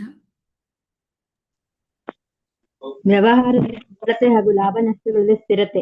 ಪದ್ಮ ಪುರಾಣದಲ್ಲಿ ಹೀಗೊಂದು ಮಾತಿದೆ: ಕೃಷ್ಣ ಪ್ರಜ್ಞೆಯಲ್ಲಿ ಮನನೆಟ್ಟ ಜನರು ಐಹಿಕ ಲಾಭದಿಂದಾಗಲಿ ನಷ್ಟದಿಂದಾಗಲಿ ವಿಚಲಿತರಾಗಬಾರದು. ಎಂತಹದೋ ಲೌಕಿಕ ನಷ್ಟವೊಂದು ಸಂಭವಿಸಿತೆಂದೇ ಇಟ್ಟುಕೊಳ್ಳೋಣ, ಆಗಲೂ ವ್ಯಕ್ತಿಯು ಕ್ಷೋಭೆಗೊಳಗಾಗಬಾರದು. ಮನದಲ್ಲಿ ಸದಾ ಕೃಷ್ಣನನ್ನು ನೆನೆಯುತ್ತಿರಬೇಕು. ಈ ಮಾತಿನ ಭಾವಾರ್ಥ ಹೀಗೆ: ಪ್ರತಿಯೊಬ್ಬ ಬದ್ಧ ಜೀವಿಯು ಸದಾ ಲೌಕಿಕ ಕಾರ್ಯಗಳನ್ನು ಕುರಿತು ಚಿಂತಿಸುತ್ತಿರ್ತಾನೆ. ಅಂತಹ ಆಲೋಚನೆಗಳಿಂದ ಅವನು ತನ್ನನ್ನು ಬಿಡಿಸಿಕೊಳ್ಳಬೇಕು ಮತ್ತು ಕೃಷ್ಣ ಪ್ರಜ್ಞೆಗೆ ತನ್ನನ್ನು ಸಂಪೂರ್ಣವಾಗಿ ಒಪ್ಪಿಸಿಕೊಳ್ಳಬೇಕು. ಈ ಮೊದಲು ವಿವರಿಸಿರುವಂತೆ ಕೃಷ್ಣ ಪ್ರಜ್ಞೆ ನಾವು ಸದಾ ಕೃಷ್ಣನನ್ನು ಕುರಿತು ಚಿಂತಿಸಿರಬೇಕೆಂಬುದೇ ಆಗಿದೆ. ಲೌಕಿಕ ನಷ್ಟದಿಂದ ತಳಮಳಗೊಳ್ಳಬಾರದು. ಪ್ರತಿಯಾಗಿ ಭಗವಂತನ ಪಾದಾರವಿಂದಗಳಲ್ಲಿ ಗಮನವನ್ನು ಕೇಂದ್ರೀಕರಿಸಬೇಕು. ಹರೇ ಕೃಷ್ಣ ಮಾತಾಜಿ. ಶೋಕಕ್ಕಾಗಲಿ ಭ್ರಮೆಗಾಗಲಿ ಭಕ್ತರು ಎಡೆಗೊಡಬಾರದು. ಪದ್ಮ ಪುರಾಣದಲ್ಲಿ ಹೀಗೊಂದು ಹೇಳಿಕೆ ಇದೆ: ಕೋಪ ಹಾಗೂ ಶೋಕಗಳನ್ನು ತುಂಬಿಕೊಂಡಿರುವ ಹೃದಯದಲ್ಲಿ ಕೃಷ್ಣನು ಕಾಣಿಸಿಕೊಳ್ಳುವ ಸಂಭವ ಇಲ್ಲ. ಸೊ ಹಾಗಾಗಿ ಇದೆಲ್ಲ ಏನ್ ಹೇಳ್ತಾರೆ, ಪದ್ಮ ಪುರಾಣದ ಒಂದು ಉದಾಹರಣೆ ಕೊಟ್ಟರೆ ಇದನ್ನ ಹೇಳ್ತಾ ಇದ್ದಾರೆ. ಇಲ್ಲಿ ಏನಂದ್ರೆ, ವ್ಯವಹಾರದಲ್ಲಿ ನಾವು ಸರಳತೆ ಇರಬೇಕು, ಅಂದ್ರೆ ಸ್ಟ್ರೈಟ್ ಫಾರ್ವರ್ಡ್ನೆಸ್, ಮತ್ತೆ ಲಾಭ ನಷ್ಟಗಳಲ್ಲಿ ನಮಗೆ ಸ್ಥಿರತೆ. ಈಗ ನಮಗೆ ಲಾಭ ಆದ್ರೆ ಖುಷಿ ಪಡ್ತೇವೆ, ನಷ್ಟ ಆದ್ರೆ ನಾವು ತುಂಬಾ ದುಃಖ ಪಡ್ತೇವೆ ಅಲ್ವಾ. ಹರೇ ಕೃಷ್ಣ. ಹರೇ ಕೃಷ್ಣ. ಕೇಳ್ತಾ ಉಂಟಾ? ಆದ್ರೆ ನಮಗೆ ಮುಂದುವರಿಬೇಕು ಅಂದ್ರೆ ನಾವು ಲಾಭ ನಷ್ಟ ಯಾವುದ್ರಲ್ಲಿ ಎಲ್ಲದರಲ್ಲೂ ಕೂಡ ಒಂದೇ ರೀತಿಯಿಂದ ಇರಬೇಕು ಅಂತ ಹೇಳ್ತಾರೆ. ಯಾಕೆ ಅಂತಂದ್ರೆ ನೋಡಿ, ಇದು ತುಂಬಾ ಕಷ್ಟ ಆಗತ್ತೆ ಅಲ್ವಾ. ಲಾಭ ಬಂದಾಗ ಖುಷಿ, ನಷ್ಟ ಬಂದಾಗ ದುಃಖ. ಸೊ ಇದು ಕ್ಷೋಭೆ, ನಷ್ಟ ಬಂದಾಗ ಕ್ಷೋಭೆ. ಸೊ ಅಲ್ಲಿ ಹೇಳ್ತಾರೆ, ಕ್ಷೋಭೆಯನ್ನು ಇಟ್ಕೊಳ್ಬಾರ್ದು, ಸದಾ ಕೃಷ್ಣನನ್ನು ನೆನೆಯಬೇಕು. ಅದರ ಅರ್ಥ ಏನು ಅಂತಂದ್ರೆ, ಯಾವಾಗ್ಲೂ ಮನುಷ್ಯ ಲೌಕಿಕವಾಗಿ ವಿಚಾರದಲ್ಲೇ ಇರ್ತಾನೆ. ಸೊ ಅದರಿಂದ ಲೌಕಿಕ ವಿಚಾರಗಳನ್ನು ಬಿಡಬೇಕು. ನಮ್ಮ ಕರ್ಮಾನುಸಾರ ನಮಗೆ ಲಾಭ ನಷ್ಟ ಆಗತ್ತೆ ಅಲ್ವಾ. ಹರೇ ಕೃಷ್ಣ. ನಮ್ಮ ಕರ್ಮಕ್ಕೆ ಅನುಸಾರವಾಗಿ ಫಲಗಳು ಸಿಕ್ಕುತ್ತೆ. ಸೊ ಅದರಿಂದ ನಾವು ಕೃಷ್ಣ ಪ್ರಜ್ಞೆಗೆ ನಮ್ಮನ್ನು ಒಪ್ಪಿಸ್ಕೊಳ್ಬೇಕು ಅಂತ ಇದ್ರ ಮೂಲ ತತ್ವ. ಇದನ್ನ ಯಾವಾಗ ಮೂಲ ತತ್ವ ಏನು, always remember Krishna, never forget Krishna. ಸದಾ ಕೃಷ್ಣನ ಸ್ಮರಣೆ ಮಾಡಬೇಕು, ಯಾವತ್ತೂ ಕೃಷ್ಣನನ್ನ ಮರೆಯಬಾರದು. ಸ್ಮರ್ತವ್ಯಂ ಸತತಂ ವಿಷ್ಣು ವಿಸ್ಮರ್ತವ್ಯಂ ನ ಜಾತು ಚಿತ್. ಲೌಕಿಕ ಕಷ್ಟ ನಷ್ಟ ಬರ್ತದೆ, ಅದನ್ನು ನಾವು ತಳಮಳಗೊಳ್ಳಬಾರದು, ಅದರಿಂದ ನಾವು ಧೃತಿಗೆಡಬಾರದು ಅಂತ ಹೇಳ್ತಾರೆ. ನೋಡಿ, ಶ್ರೀಲ ಪ್ರಭುಪಾದರ ಜೀವನದಲ್ಲಿ ಏನಾಗಿತ್ತು, ಅವ್ರು ದೊಡ್ಡ ಇದನ್ನ ಔಷಧಿ ವ್ಯವಹಾರ ಇಟ್ಕೊಂಡಿದ್ರು. ಆದರೆ ಅವರ ಜೀವನದಲ್ಲಿ ಏನಾಯ್ತು, ಔಷಧಿ ಅಂಗಡಿಗಳಿಗೆ ಅವರಿಗೆ ಬೆಂಕಿ ಬಿತ್ತಂತೆ ಅವರದ್ದು. ಆಗ ಅವರು ತಳಮಳಗೊಳ್ಳಲಿಲ್ಲ, ಅವರು ಕೃಷ್ಣನಿಗೆ ತಾವು ಸಮರ್ಪಿಸಿಕೊಂಡ್ರು. ಸೊ ಇದನ್ನೆಲ್ಲ ನಾವು ತಿಳ್ಕೊಳ್ಬೇಕು. ಸೊ ಹಾಗಾಗಿ ನಮಗೆ ಜೀವನದಲ್ಲಿ ಲೌಕಿಕದಲ್ಲಿ ನಷ್ಟ ಬರಲಿ ಅಥವಾ ಸುಖ ಬರಲಿ, ನಾವು ಸಮಚಿತ್ತದಿಂದ ಇರಬೇಕು. ಮತ್ತೆ ನಮ್ಮ ಗಮನ ಎಲ್ಲಿ, ಭಗವಂತನ ಪಾದಾರವಿಂದಗಳಲ್ಲಿ ಇದನ್ನ ಕೇಂದ್ರೀಕರಿಸಬೇಕು. ಆಗ ನಮಗೆ ಒಂದು ರೀತಿ ಭಕ್ತಿಯಲ್ಲಿ ಮುಂದುವರಲಿಕ್ಕೆ ಸಾಧ್ಯ. ಯಾಕೆಂದ್ರೆ ನಮ್ಮಲ್ಲಿ ಶೋಕ ಇದ್ರೆ, ಅಂದ್ರೆ ನಮಗೇನೋ ನಷ್ಟ ಆಯ್ತು ಅಂತ ಶೋಕ ಇದ್ರೆ, ಅಥವಾ ನಾವು ಭ್ರಮೆಯಲ್ಲಿ ಒಳಗಾಗಿದ್ರೆ ನಮ್ಮ ಹೃದಯದಲ್ಲಿ ಜಾಗ ಇರುವುದಿಲ್ಲ ಅಲ್ವಾ ಕೃಷ್ಣನಿಗೆ. ಕೋಪ ಇಟ್ಕೊಳ್ಳೋದು, ಭ್ರಮೆ ಇಟ್ಕೊಳ್ಳೋದು, ಶೋಕ ಇಟ್ಕೊಂಡ್ರೆ ಕೃಷ್ಣನಿಗೆ ಅಲ್ಲಿ ಜಾಗ ಅಲ್ವಾ. ಹರೇ ಕೃಷ್ಣ. ಹೌದು ಮಾತಾಜಿ. ನಮ್ಮ ಹೃದಯ ಖಾಲಿ ಇದ್ದಾಗ ಕೃಷ್ಣ ಬರ್ತಾನೆ. ಆ ಹೃದಯದಲ್ಲಿ ಈ ಕೋಪ, ಶೋಕ ಇದೆಲ್ಲ ಇಟ್ಕೊಂಡ್ರೆ ಬರ್ಲಿಕ್ಕೆ ಸಾಧ್ಯವಾ ಕೃಷ್ಣನಿಗೆ? ಹರೇ ಕೃಷ್ಣ.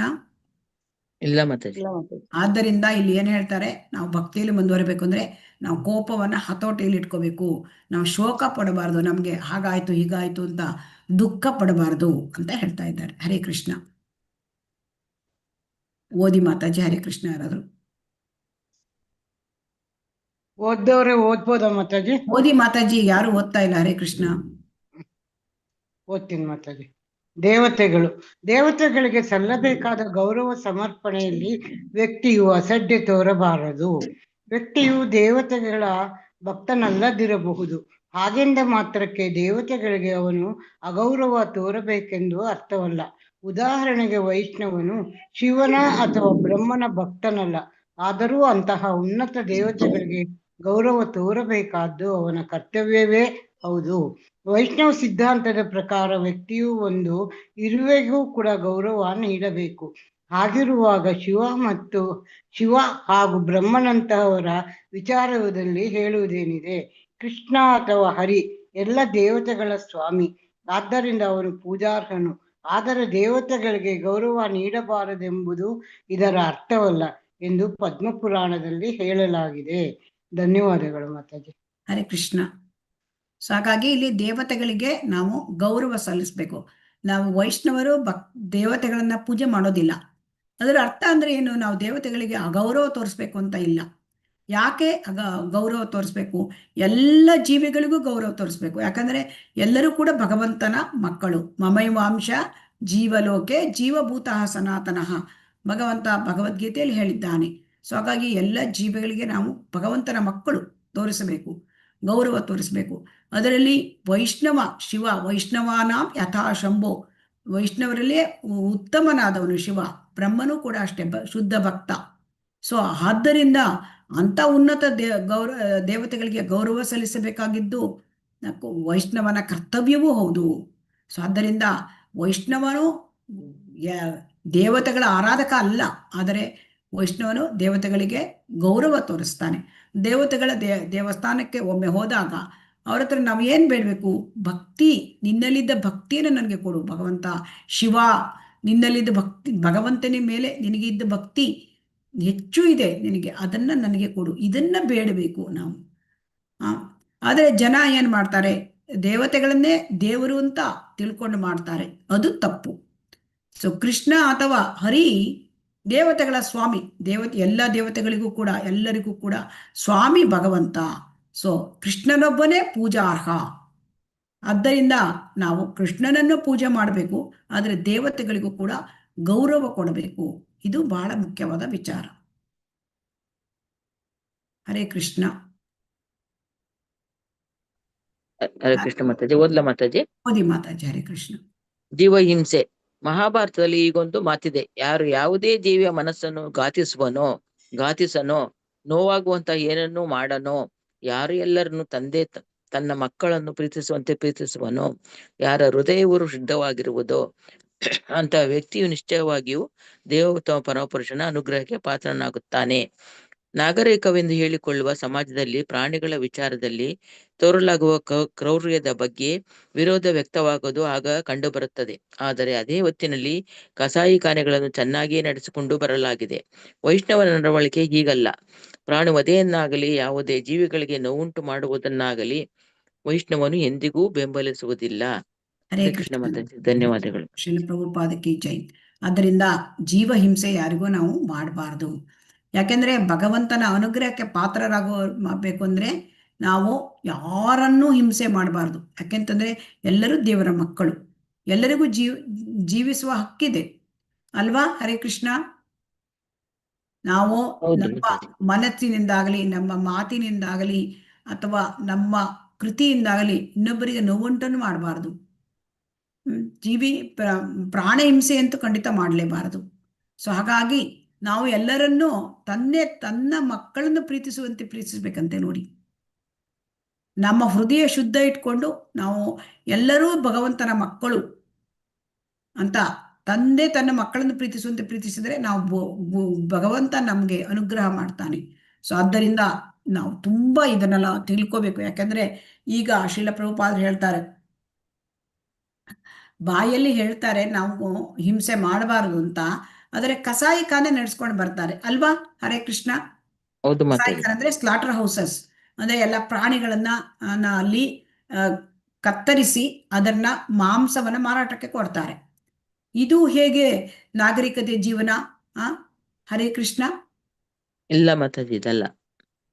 ಎಷ್ಟೋ ಪ್ರಾಣಿಗಳನ್ನ, ಅಂದ್ರೆ ಎಲ್ಲ ಹಸುಗಳನ್ನ, ಆಮೇಲೆ ಎಲ್ಲ ಈ ಪ್ರಾಣಿಗಳನ್ನೆಲ್ಲ ಕತ್ತರಿಸಿ ಅದನ್ನ ಮಾಂಸ ಮಾರಾಟ ಮಾಡೋದು. ಇದು ಪ್ರಾಣಿಗಳ ವಿಚಾರದಲ್ಲಿ ತೋರುವ ಕ್ರೌರ್ಯ ಅಂತೆ. ಸೊ ಅದರಿಂದ ವೈಷ್ಣವನ ನಡವಳಿಕೆ ಇದಲ್ಲ. ಸೊ ಹಾಗಾಗಿ ಯಾರೇ ಆಗಲಿ ಪ್ರಾಣಿ ವಧೆ ಮಾಡೋದು ಅಥವಾ ಜೀವಿಗಳಿಗೆ ನೋವುಂಟು ಮಾಡೋದು ಅದನ್ನ ಯಾವತ್ತೂ ವೈಷ್ಣವ ಬೆಂಬಲಿಸುವುದಿಲ್ಲ. ಅದರಿಂದ ನಾವು ಜೀವ ಹಿಂಸೆ ಮಾಡಬಾರದು. ಹರೇ ಕೃಷ್ಣ. ಸೊ ಹಾಗಾಗಿ ಇಲ್ಲಿ ನಾವು 7ನೇ ಅಧ್ಯಾಯದಲ್ಲಿ ನಾವು ಹರೇ ಕೃಷ್ಣ